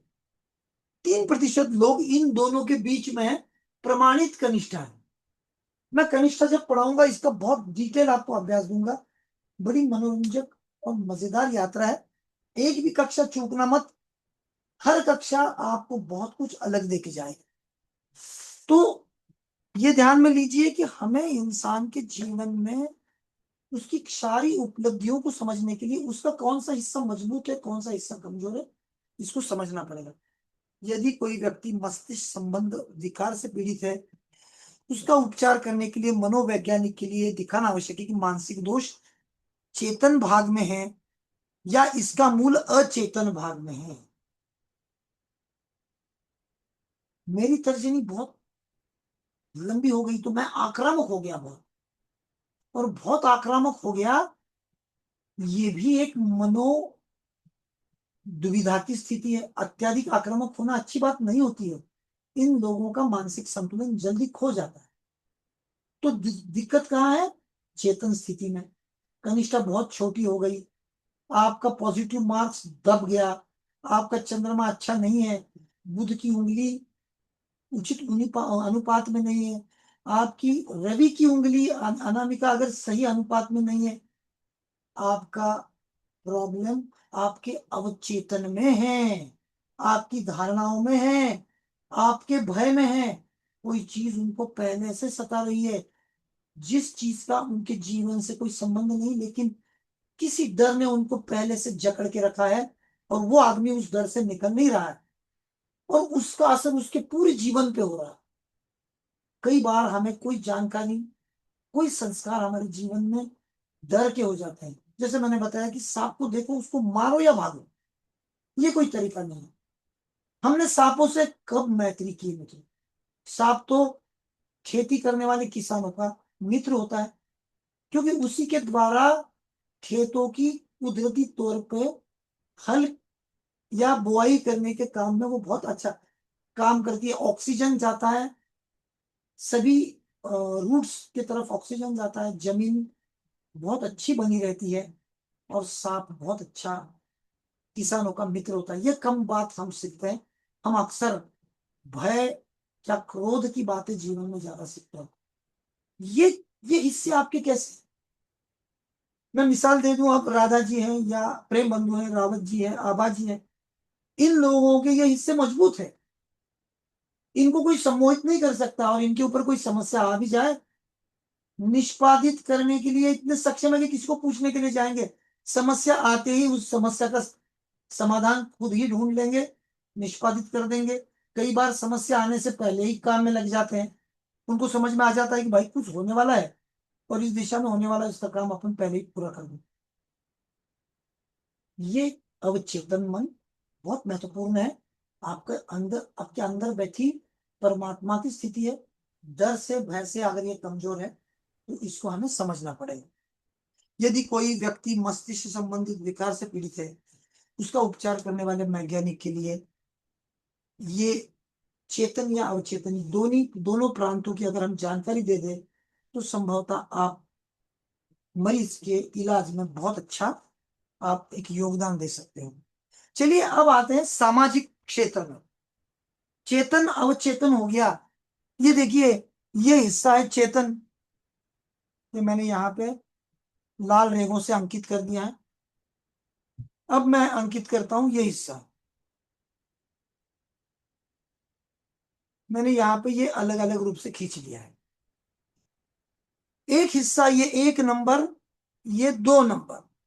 अब इस दोनों के बीच में ये 3 नंबर हैं, जिसमें शनि और नेपच्यून ग्रह बैठा है।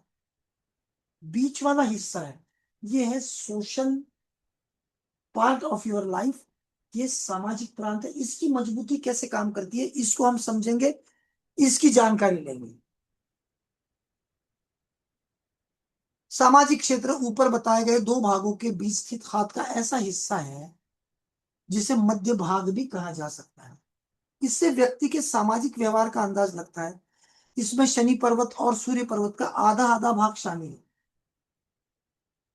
सूर्य पर्वत का और शनि पर्वत का आधा आधा भाग शामिल है, क्योंकि शनि का कुछ हिस्सा आपके चेतन में चला गया है। भाग्य या धन रेखा इसी प्रांत में आती है मित्रों। देखो यहाँ पे बताइए मैंने, ये आपकी फेट लाइन है, ये भाग्य रेखा है, ये भाग्य रेखा आपकी इसी प्रांत में आती है, जो कलाई से शुरू होकर हथेली पे खत्म होती है। विश्लेषण 5वें भाग में किया गया है। इस महत्वपूर्ण रेखा का मार्ग व्यक्ति के सामाजिक संबंधों को दर्शाता है। आपकी भाग्य रेखा यानी आपके सामाजिक संबंध, यह निर्धारित करता है कि व्यक्ति समाज में घुल मिलने वाला है या स्वतंत्र रूप से कार्य करना पसंद करता है। इस स्थिति में व्यक्ति की प्रतिक्रिया एक जैसी नहीं होती है। यह सुखद और दुखद अनुभव के आधार पर बदलती रहती है।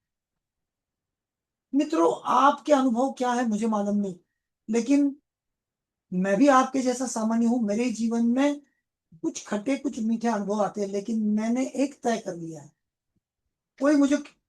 कोई भी आदमी, जाना पहचाना अनजान, कोई भी पूछे कि कैसे है, मैं बताता हूं कई दिनों से शिकायत नहीं है जमाने से। मेरी जमाने से कोई शिकायत नहीं। आप आपके सामाजिक क्षेत्र को मजबूत कर रहे हैं। आपके लिहाज से ये कुदरत कभी भी नहीं चलती है।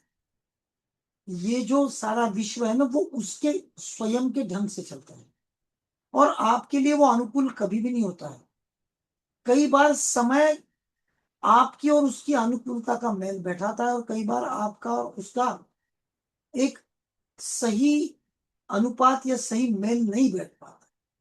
तो इसके लिए हमें कभी कुदरत को या समाज को दोष नहीं देना। हम कई बार दुखी और व्यथित होते हैं, और फिर हमारे हमारे दृष्टिकोण में अंतर आ जाता है, और फिर हम समाज की, हम हमारे परिवार की, मित्रों की, परिजनों की निर्भत्सना करते हैं।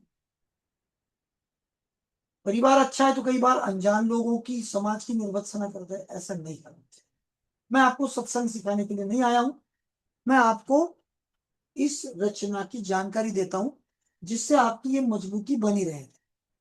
इस स्थिति में व्यक्ति की प्रतिक्रिया एक जैसी नहीं होती है, सुखद या दुखद अनुभव के आधार पर बदलती है। तदनुसार व्यवहार भी बदलता है। यही कारण है कि हाथ की यह रेखा अक्सर अस्थिर पाई जाती है।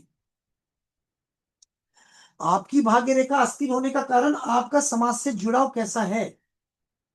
रोज लड़ाई करेंगे आप लोगों के साथ, संभवतः आपके घर में आने वाली लक्ष्मी कम होनी ही होनी है। कभी भी वो स्थिर रूप से आपके जीवन में नहीं आएगी। धीरे धीरे आपका इनकम कम हो जाएगा। और अगर आप बहुत अमीर लोगों को देखो तो वो सीधे कभी किसी से टकराते ही नहीं।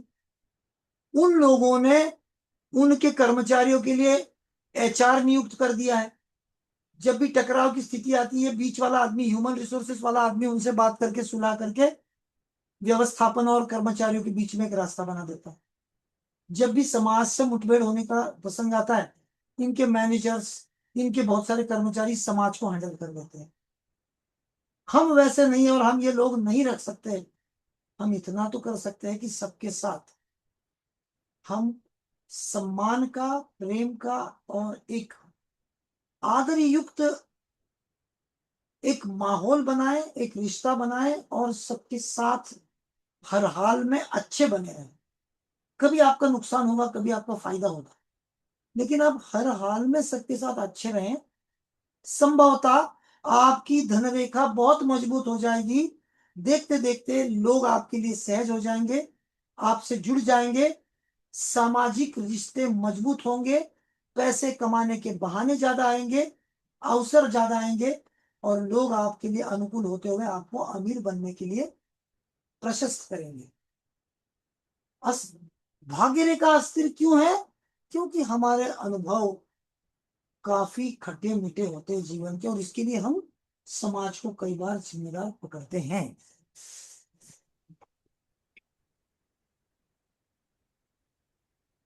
यह कहना उचित होगा कि अन्य लोगों के साथ हमारा व्यवहार जटिल समस्या है, काफी हद तक व्यक्ति के स्वभाव पर निर्भर होता है। शिक्षा व्यक्ति के व्यवहार को बदल सकती है, यानी व्यक्ति में अहंकार को समाप्त कर सकती है। जैसे कि ऊपर बताया, शनि पर्वत इस भाग में आता है। यदि कोई व्यक्ति जीवन में सफलता प्राप्त करना चाहता है तो उसे सामाजिक दायित्वों को, देखिए मित्रों बहुत मस्त विधान है, सामाजिक दायित्वों को स्वीकार करना चाहिए। इसलिए यदि हाथ पर शनि पर्वत अच्छी तरह से विकसित है तो यह अनुमान लगाया जा सकता है कि व्यक्ति व्यवहारिक ज्ञान अच्छा रखता है। हम समाज से जुड़ेंगे, हम सबका सम्मान करेंगे और बदले में समाज हमसे जुड़ेगा और हमें भरपूर सम्मान देगा। आप जो बोओगे वही पाओगे, आप जो दोगे वही आपको मिलेगा। आप क्या देना चाहते हो? आप लोगों को सम्मान दो, आपको लोगों से सम्मान ही मिलेगा। आप लगातार सम्मान दे रहे हो और लोग आपका अपमान करें, ऐसा कभी नहीं होता। वो भले ही कुछ देर तक आपकी निर्भत्सना करे, आपका अपमान करे, लेकिन एक समय आएगा ऐसा कि जब वो थक जाएंगे और आपके प्रति विनम्र, अनुकूल और आपके लिए सहज हो जाएंगे, आपको सम्मान देना चालू कर देंगे। तो ये जो प्रांत है, इसकी मजबूती हमें सामाजिक क्षेत्र का अनुभव देती है। इस प्रकार हाथ विभाजन की दूसरी विधि व्यक्ति के विचारों और गुणों के भिन्न पहलुओं को भी दर्शाती है, और यह कहा जा सकता है कि यह विधि हाथ के विभाजन की पहली विधि से अधिक उपयोगी है। हमें यह नहीं भूलना चाहिए कि हमें इन दोनों विधियों को एक साथ विचार करना है और उनसे सही अर्थ निकालना है। देखिए, हमें चेतन अवचेतन सबका एक साथ विचार करना है, ऐसा नहीं कि किसी एक का किया है किसी एक का नहीं किया। उदाहरण के लिए, यदि हाथ विभाजन की पहली विधि के अनुसार सत्वगुण प्रभावी है और दूसरी के अनुसार चेतन भाग प्रभावी है, तो व्यक्ति बौद्धिक क्षेत्र में कार्य करने की क्षमता रखता है, लेकिन वह बुद्धि का उपयोग सचेत रूप से करेगा। ऐसा व्यक्ति सक्रिय, महत्वाकांक्षी, साहसी, मेहनती होगा और इन गुणों के बल पर वो जीवन में अच्छी सफलता प्राप्त कर सकता है। लेकिन उसे धैर्यवान होने के लिए साथ साथ उसके हाथ पर एक सुंदर रवि रेखा का भी उपलब्ध होना बहुत महत्वपूर्ण है। आशा करता हूं ये सारी चीजें आप समझ रहे हो सकता है आपका संदेह भी हो, क्योंकि बहुत सारे नए लोगों के लिए ये बहुत भ्रमित करने वाली जानकारी हो सकती है। लेकिन मुझ पर भरोसा रखें, इन सारी चीजों को आगे जाके मैं ऐसे आपके साथ सहज कर दूंगा कि आप इसमें से कोई भी चीज को बहुत आसानी से इस्तेमाल करेंगे, इसके साथ खेलेंगे, यारी दोस्ती कर लेंगे और इसका भरपूर उपयोग आपके जीवन में करेंगे। अब आएंगे विचार क्षेत्र। इंसान का थॉट प्रोसेस कहाँ है? देखिए, इसमें उंगली के आधार से नीचे हृदय रेखा तक का प्रांत सम्मिलित है। देखिए, अब ये कक्षा आप सारे लोग पीपीटी ऊपर देखो,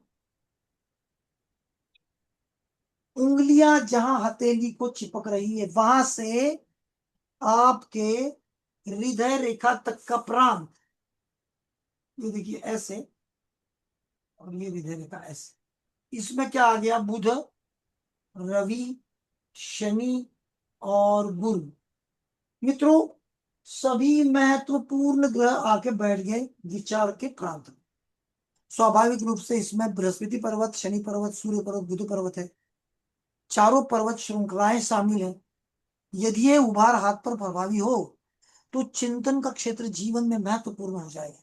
व्यक्ति धीरे धीरे प्रगति करता है, लेकिन शनि सूर्य के आधार उभारों के बीच क्षेत्र अक्सर हाथ में धसा हुआ पाया जाता है। देखिए मित्रों, ये बहुत महत्वपूर्ण बात है, आपको कोई नहीं बताया।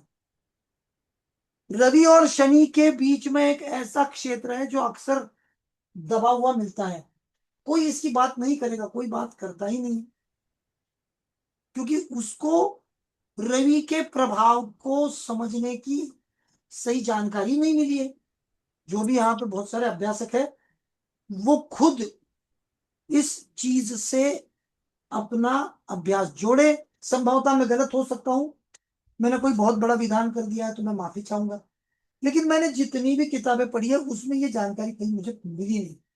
संभव है आप लोगों को इसकी जानकारी किस किताब में मिली होगी, अगर मैं जो विधान कर रहा हूं उससे बेहतर आपके पास जानकारी है, आप मेरे विधानों को काट सकते हो, आपकी श्रेष्ठ जानकारी रख सकते हो, आप ग्रुप में लिख सकते हो। मैं उस जानकारी को सम्मानित रूप से मेरे अभ्यास में सम्मिलित कर लूंगा और हम सब मिलके उस ज्ञान को उपलब्ध हो जाए। मैं कोई कभी भी ये नहीं कहूंगा कि मैं ही सब बताऊंगा वही श्रेष्ठ, ऐसा नहीं। मैं पहले दिन ही बता चुका हूं, मैं पढ़ाने के लिए नहीं आया हूं। मैं मेरी जिज्ञासा आपके सामने रख रहा हूं, आप उसको निष्पादित करें, आप उसको समझे, उसको जाने, उसको प्रमाणित करें और उसमें से कुछ ले सके तो ले, कुछ दे सके तो मुझे दें। सर नमस्कार जी। हाँ जी, कौन बोल रहा है? मैं श्याम सुंदर चोपड़ा सर। नमस्कार सर। जी सर, जी सर, श्याम। हाँ सर, ये जहाँ पर सर आपने इंगित किया है जी वहाँ सर। हमारी हमारी सर विद्या रेखा होती है जी, उसी स्थान पे सर।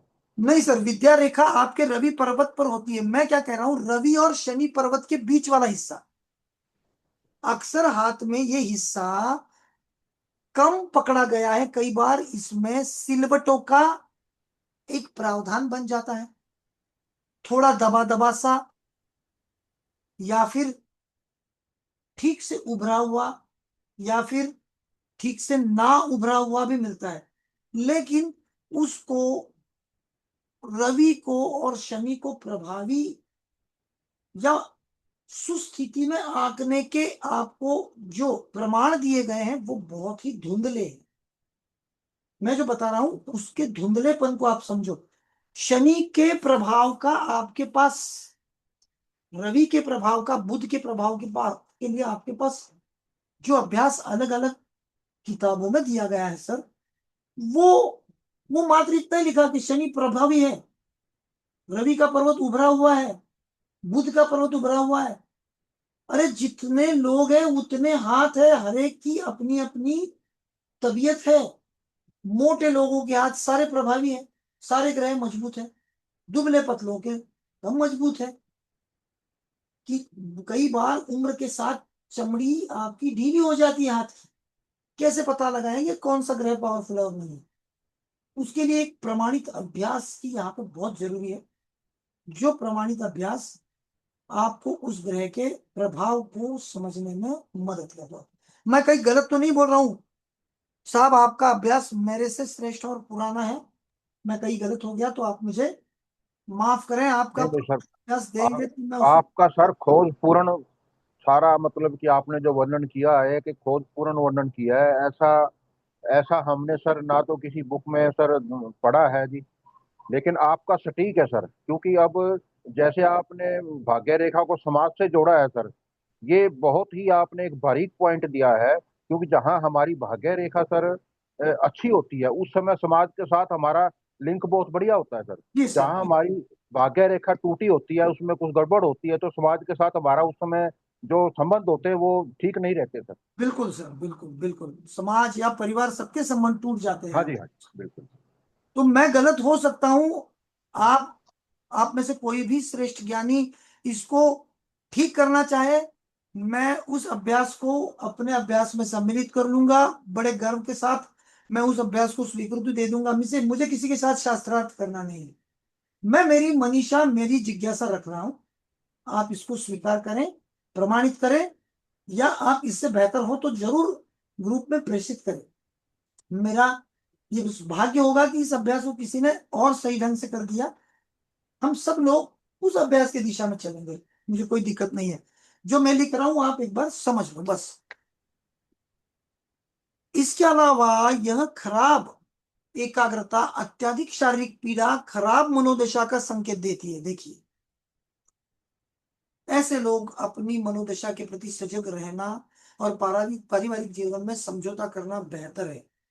इन लोगों को हमेशा अपने परिवार के साथ समझौता करना बहुत महत्वपूर्ण है। ये जो प्रांत है ना, रवि और शनि का, ये जो सीमा प्रांत है ना, कई बार आपको आपको संदेह में डाल सकता है। इस प्रांत के लिए हम हस्तरेखा का अगर अगला 50 घंटों का अभ्यास करेंगे तो इसके लिए मेरे पास बहुत सारे आपको देने के लिए तर्क हैं। अभ्यास है, जानकारी है, मजा आएगा। उस कक्षा को कभी अगर कर पाए तो उस कक्षा में उस चीजों को बहुत गहराई से समझेंगे। अभी मोटे मोटे तौर पे मैं यही कहूंगा कि ऐसी स्थिति में इन लोगों को अपने परिवार के साथ, समाज के साथ संभवतः अच्छे संबंध बनाना बहुत जरूरी है। कुछ लोगों के विचार में यह क्षेत्र बिल्कुल विकसित नहीं होता है। जिन लोगों में महत्वाकांक्षा और बौद्धिक क्षमता की कमी होती है, कमी के कारण प्रतिष्ठा या धन की कमी, जिन लोगों में महत्वाकांक्षा और बौद्धिक क्षमता की कमी के कारण प्रतिष्ठा या धन के लिए काम नहीं करते, उनमें ये पहलू प्रमुख रूप में नहीं होता है। ऐसे लोग धीरे धीरे नीरस, स्वार्थी, संकीर्ण मानसिकता वाले और संकीर्ण सोच वाले बन जाते हैं। ये जो प्रांत है ना, विचार क्षेत्र, ये बहुत महत्वपूर्ण, और इसमें भी विशेष रूप से ये बीच वाला हिस्सा थोड़ा संदेह में डालने वाला है। बाकी दो हिस्से काफी हद तक हम समझ सकते हैं, क्योंकि इनके पास एक अंत क्षेत्र है। तर्जनी एक जगह, गुरु पर्वत एक जगह अंत होता है, उसके बाद कुछ नहीं है। बुध पर्वत के बाजू में भी एक हिस्सा उसका अंत है, उसके बाद कुछ नहीं है।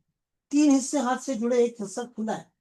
तो इनको समझने में कई बार हमको आसानी है, लेकिन ये 2 पर्वतों को समझने में हम सालों की मेहनत, तपस्या लगाने के बाद भी चूकने की संभावना बहुत है। इसलिए मैं आपको ना चूकने के लिए बहुत सादे सादे फॉर्मूला बना के दे दूंगा। वो फॉर्मूला लगा लो मित्रों, आप चूकेंगे ही नहीं, सीधे सीधे नैया पार हो जाएगी। और बहुत आसान सी तरीके हैं, उसको ध्यान में रख लेना। शास्त्रीय तौर पे आपकी ये यात्रा बहुत सीधी, सरल और आनंददायी हो जाएगी।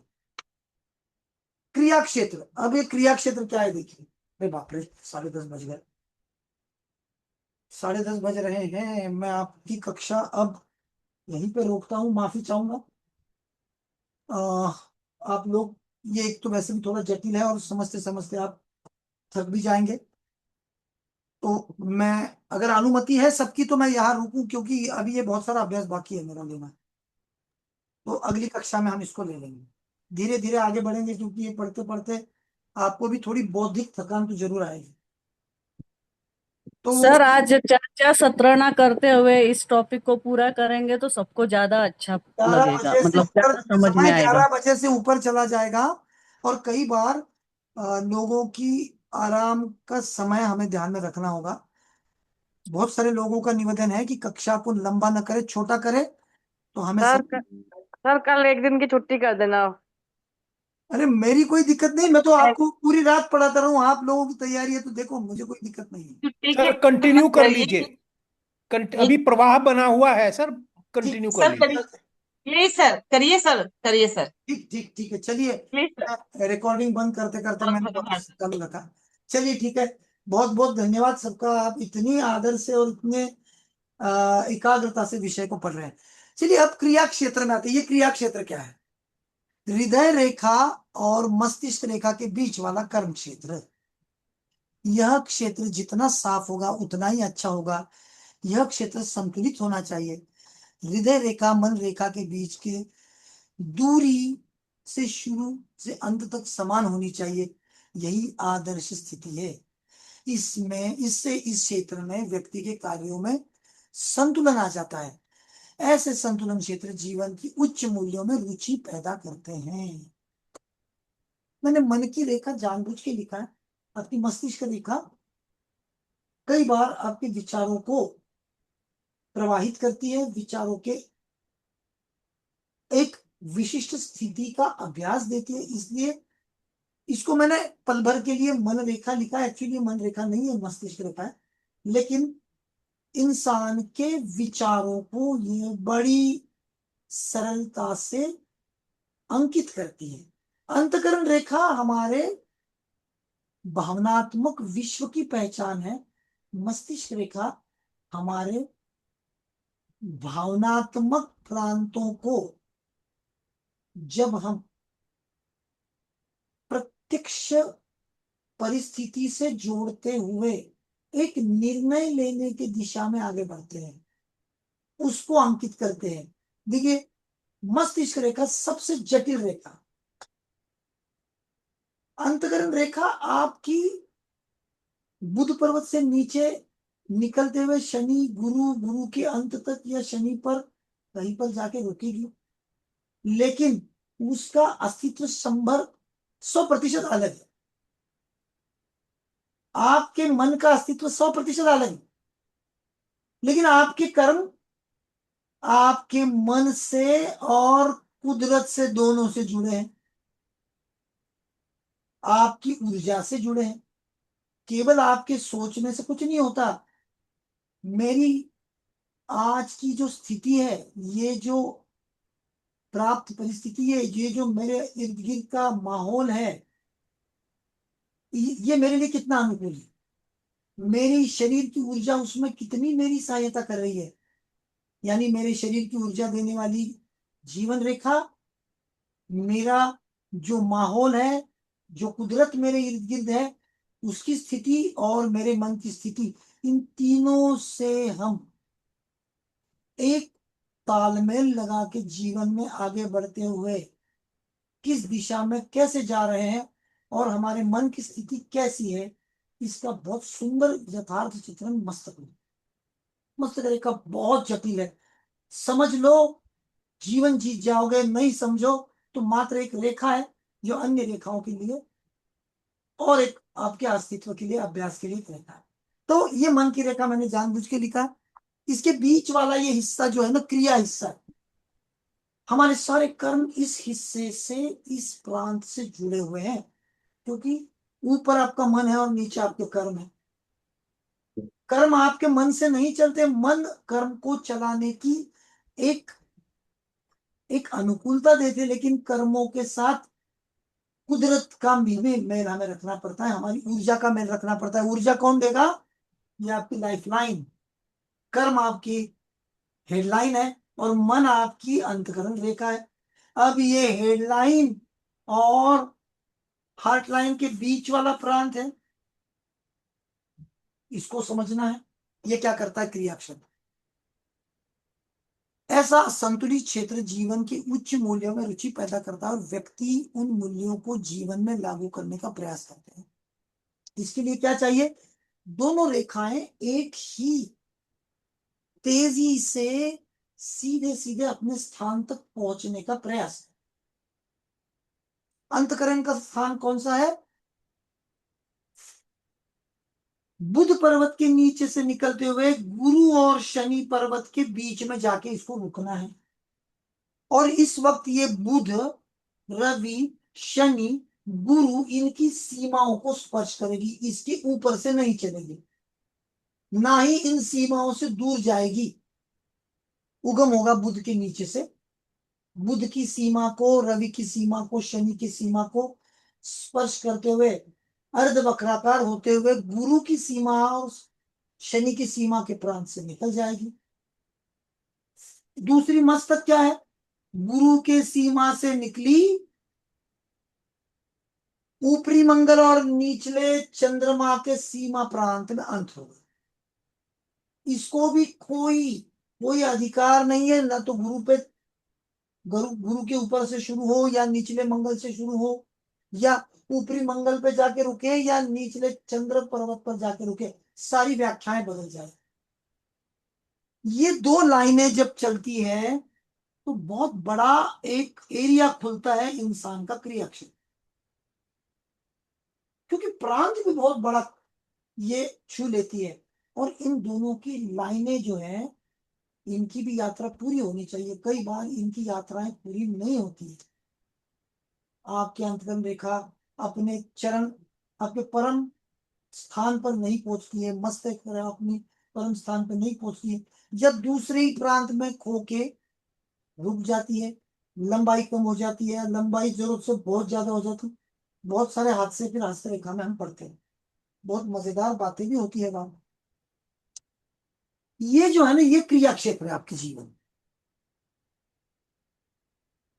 भाग्य रेखा का आकार भी इन दोनों क्षेत्र में महत्वपूर्ण हो जाता है। यदि इस रेखा के वर्ग में त्रिभुज हो तो ऐसा व्यक्ति जीवन में भाग्यशाली सफल होता है। देखिए, हेडलाइन एंड हॉटलाइन, ये दोनों रेखा के बीच में जो ये भाग्य रेखा का प्रवास है ना, इसे मंगल प्रांतों से गुजर के जाने वाला प्रवास कहते हैं। इधर ऊपरी मंगल बैठा है, इधर निचला मंगल बैठा है, तो बहुत बहुत ही संवेदनशील हिस्सा है जीवन का। मंगल बहुत तप्त ग्रह, बहुत सारी दुविधाएं, दिक्कतें और बहुत इंसान को परेशान करता है। वो इंसान को रुलाता है और बार बार उसकी क्षमता की कसौटी देखता है। तो ये दो प्रांतों में अगर आपकी ये रेखा सही ढंग से निकल गई, आप भवसागर से पार हो गए। क्योंकि ये समय कौन सा है, 39 से 49। जब भाग्य रेखा आपकी अंतर्गत रेखा को काटती है 49 ईयर्स, मस्तक रेखा को काटती है 39 ईयर्स। 40 से 50 साल का जो अंतर है, बहुत सारी पारिवारिक जिम्मेदारियां का और बहुत ज्यादा खर्चों का समय है जीवन में। क्योंकि बच्चे बड़े हो रहे हैं, उनकी जरूरतें बड़ी हो रही है, हमारी आय और उनकी जरूरतों का मेल हमें बैठाना है। समाज के साथ हमारा तालमेल कम हो रहा है, क्योंकि हम धीरे धीरे वयस्क हो रहे हैं। हम जवान नहीं रहे और बुढ़ापा हमें पसंद नहीं है। ऐसे बहुत ही संवेदनशील हिस्से में इन रेखाओं की स्थिति अच्छी बनी रही तो इनका जीवन बहुत अच्छा और बड़ा सरल हो जाएगा। ये फिर क्रिया क्षेत्र इनके जीवन का बहुत महत्वपूर्ण दिखाएगा। इनकी अच्छी आय भी बनेगी और बहुत सारी अच्छी बातें बनेगी।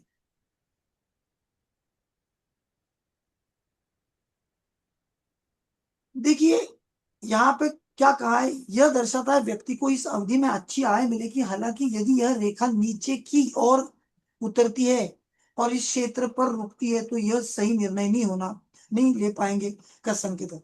ये नीचे उतर गई मस्तक रेखा पे तो सही संकेत नहीं हो, चंद्रमा पे उतर गई तो नहीं संकेत, अच्छा संकेत नहीं होगा। ऐसे में गलत व्यक्ति पर भरोसा करने के कारण अक्सर नुकसान उठाना पड़ता है। इस खंड में भाग्य रेखा पर स्थिति अवरोध और चिन्ह की स्थिति व्यक्ति के जीवन में संघर्ष, असफलता, वित्तीय नुकसान आदि को दर्शाती है। संक्षेप में इस भाग में याद रखने वाली बात यह है कि क्षेत्र संतुलित होना चाहिए। भाग्य रेखा हृदय रेखा से जुड़े वर्ग और त्रिभुज चिन्ह से हृदय रेखा के नीचे की ओर आने वाली रेखाएं, भाग्य रेखा के खंड, राशि चक्र चिन्ह आदि सारे एक दूसरे के साथ संतुलित होने चाहिए। ये मोटे मोटे स्तर पर हम पढ़ रहे हैं, इसको विशाल रूप में आगे पढ़ने ही वाले हैं। जितना ध्यान में आवे ले लीजिए, आपकी जेब में रख दीजिए। आगे धीरे धीरे ये पत्ते बार बार खुलेंगे, सारी चीजें आसान हो जाएंगी। प्रेरणा क्षेत्र, यह क्षेत्र जीवन रेखा के अंतर्गत आता है। ये जीवन रेखा है। परिवार के समग्र प्रभाव, लैंगिक संतुलन और सुखी वातावरण के लिहाज से यह क्षेत्र महत्वपूर्ण है। परिवार का समग्र प्रभाव और मैथुन का संतुलन आपके जीवन में जैसे ही आएगा। देखिए यहां शुक्रमा बैठा है जो पुनर्निर्माण के कार्य में लगा है और ये इंसान के पारिवारिक रिश्तों का बहुत महत्वपूर्ण प्रभाव है। ये जो मंगल है ये ऋण मंगल या निचले मंगल है। तो यह अनुमान लगाया जा सकता है कि व्यक्ति के कई भाई बहन पुत्र पुत्रियां होंगी। इसके अलावा चूंकि व्यक्तित्व मिलनसार होता है इसलिए उनके कई मित्र हो सकते हैं। ये कैसे पता चलेगा, यदि इस क्षेत्र में जीवन रेखा के समांतर कई रेखाएं हो तो। देखिए ये जीवन रेखा है और कई रेखाएं यहां हो तो अक्सर अब लगभग सभी लोगों के हाथ में बहुत सारी रेखाएं हैं, होगी ही। तो बहुत सारी पुत्र पुत्रियां भाई बहन होने की संभावना है। लेकिन हम इसको अब कहाँ महत्व देते हैं, हम तो परिवार नियोजन के माध्यम से एक या दो संतानों पर रुकने का मनोदय रखते हैं और हमारे पास सामाजिक संबंध भी कितने हैं मित्रों, ये भी बहुत विचार करने वाली बात है। बहुत कम लोगों से हम करीब जाने का प्रयास करते हैं, करीब जाते हैं। क्या आप हर व्यक्ति से मिलकर रोमांचित होते हो? हर चैतन्य से मिलके आप खुश होते हो? क्या आपके समाज में आपके बहुत अच्छे संवेदनशील संबंध है? सोचने वाली बात है। हम लोगों की ऊर्जा से आनंद मिलाने में अब हम उत्सुक नहीं है। हम हाथ में मोबाइल लेके बैठेंगे और उसमें जैसे जो जानकारी आएगी उसी बहाने से हम डोपामाइन लेंगे। हम डोपामाइन तो लेते हैं, खुश होने का न्यूरो ट्रांसमीटर तो हमारे में बहुत एक्टिव है, मोबाइल के माध्यम से, विश्व भर की सत्य असत्य जानकारियों के माध्यम से। लेकिन एक जमाना था जब परिवार, यार, दोस्त, समाज, इनके साथ आदमी बड़ा संलग्न था। तब एक दूसरे के ऊपर अवलंबित होने की स्थितियां बहुत ज्यादा नहीं थी, जबकि आज हमारी समाज के ऊपर अवलंबित होने की स्थिति बहुत जटिल हो गई। बहुत पल पल को हमें लोगों की मदद चाहिए और हम पल पल समाज से दूर जा रहे हैं। जो चाहिए वो पाने के लिए हम उससे दूर जा रहे हैं। इसका अभ्यास इस प्रांत में होता है। इसके लिए इसे प्रेरणा क्षेत्र कहते हैं। लोगों में सच्ची रुचि और सुखी परिवार की अपेक्षा करने में कोई बुराई नहीं है। बेशक ऐसी अपमानजनक स्थिति शायद ही कभी किसी के मन में आएगी। कई बार जीवन रेखा को काटती हुई संघर्ष रेखाओं की उपस्थिति पारिवारिक मामलों में कठिनाइयां परेशानियां कर देती है। ये कहाँ है? ये आपकी जीवन रेखा और इसको ये काटने वाली बहुत सारी रेखा है। पारिवारिक संघर्षों का आपको अभ्यास देंगी, परिवार में दुख और गलतफहमियों का जन्म देती है। एक महत्वपूर्ण बात यह है कि अक्सर मंगल और शुक्र पर्वत से निकलने वाली रेखाएं जीवन रेखा को काटती है। मंगल पर्वत से निकलने वाली ये काटने वाली जो रेखाएं शत्रु से उत्पन्न कठिनाइयों का संकेत देती है। सूर्य पर्वत से निकलने वाली और जीवन रेखा को काटने वाली रेखाएं रिश्तेदार या परिवार के सदस्यों की मृत्यु के कारण उत्पन्न कठिनाइयों का संकेत देती है। ऐसा भी हो।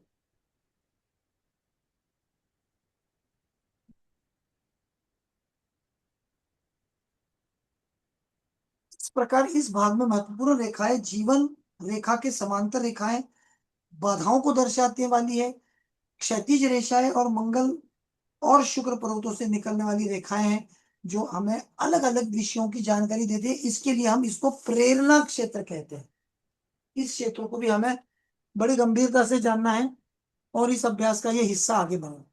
अब आ गया कल्पना क्षेत्र। इंसान के इमेजिनेशन का पार्ट कहाँ है? यह क्षेत्र जीवन रेखा और चंद्र पर्वत के बीच में स्थित है। इस क्षेत्र को यह नाम इसलिए दिया गया है क्योंकि विचारों का स्रोत चंद्रमा इसी क्षेत्र में स्थित होता है। देखिए मेरे सबसे बड़ा ग्रह हाथ में शुक्र है, उसके बाद अगर कोई बड़ा ग्रह है तो आपका चंद्रमा है। आपका मन और आपका निजी जीवन, आपका वैवाहिक जीवन, आपका खुद का पारिवारिक जीवन शुक्र पर्वत से हम गिनते हैं। इसका प्रांत बहुत बड़ा है, उसके बाद आपके मन का प्रांत बहुत बड़ा है। यदि चंद्र पर्वत अच्छी तरह से विकसित हो तो व्यक्ति की उच्च आदर्शों को दर्शाता है। ऐसा व्यक्ति सौंदर्य की ओर आकर्षित होता है, उसे यात्रा करना पसंद होता है। इतना ही नहीं, वह इसका शौकीन भी होता है। इस क्षेत्र में भाग्य रेखा की स्थिति और उसका विकास दोनों में भी बहुत महत्वपूर्ण है। एक स्पष्ट और दोष रहित भाग्य रेखा एक व्यापक सामाजिक दायरे का संकेत देती है। यदि यह क्षेत्र भाग्य रेखा में कोई दोष उत्पन्न हो तो व्यक्ति स्वार्थी हो जाता है। मित्रों, अक्सर हमें लोग पूछते हैं हमसे, हमारी यात्राएं होंगी क्या और लंबी यात्राएं होंगी? बगैर किसी प्लानिंग के बहुत सारी यात्राएं तब होती है जब आपका चंद्र बहुत प्रभावी है और भाग्य रेखा चंद्रमा से उठ के शनि पर्वत की तरफ चले।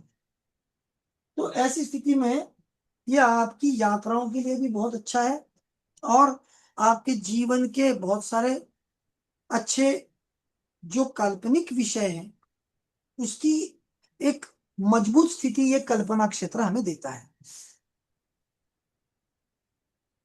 अंगूठे का क्षेत्र, अब और एक सबसे महत्वपूर्ण अभ्यास आ गया, अंगूठे का क्षेत्र। अंगूठा अहम का उगम है। अहम ब्रह्मास्मि तत्वमसि। क्यों?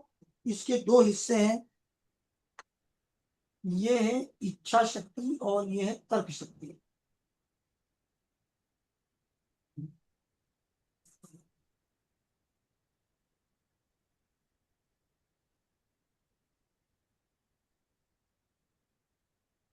मेरी इच्छाएं और मेरे तर्क, इनका एक बहुत महत्वपूर्ण अनुपात मेरे अंगूठे में मिलता है। और जो भी इस विधा के जानकार है वो अंगूठे के महत्व को जानते ही हैं, लेकिन नए लोगों के लिए ये जानकारी जरूरी है, इसलिए मैंने सम्मिलित की है। अंगूठा अहम का उगम है। मेरी इच्छा मेरा अहम है, मेरे तर्क मेरा अहम है। इसमें हम स्वयं मनुष्य के सचेत विकास, उसकी इच्छा शक्ति, तर्क और विवेक तथा भीतर के सामाजिक जागरूकता को समझते हैं। मित्रों, मैं आपको एक ही संकेत देता हूं। आपके पंत प्रधान नरेंद्र मोदी भाई साहब का हाथ बहुत सारे लोगों ने देखा है, जानकर उसके हाथ के लिए बहुत सारा कुछ बोलते भी है। मैं एक ही उसमें बात बताऊंगा, उनका अगर शक्तिशाली कोई हिस्सा इनके जीवन का है, नरेंद्र भाई के जीवन का है, उनकी रेखाएं कोई इतनी श्रेष्ठ स्थिति में नहीं है, ना ही उंगलियों का अनुपात कोई श्रेष्ठ स्थिति में है।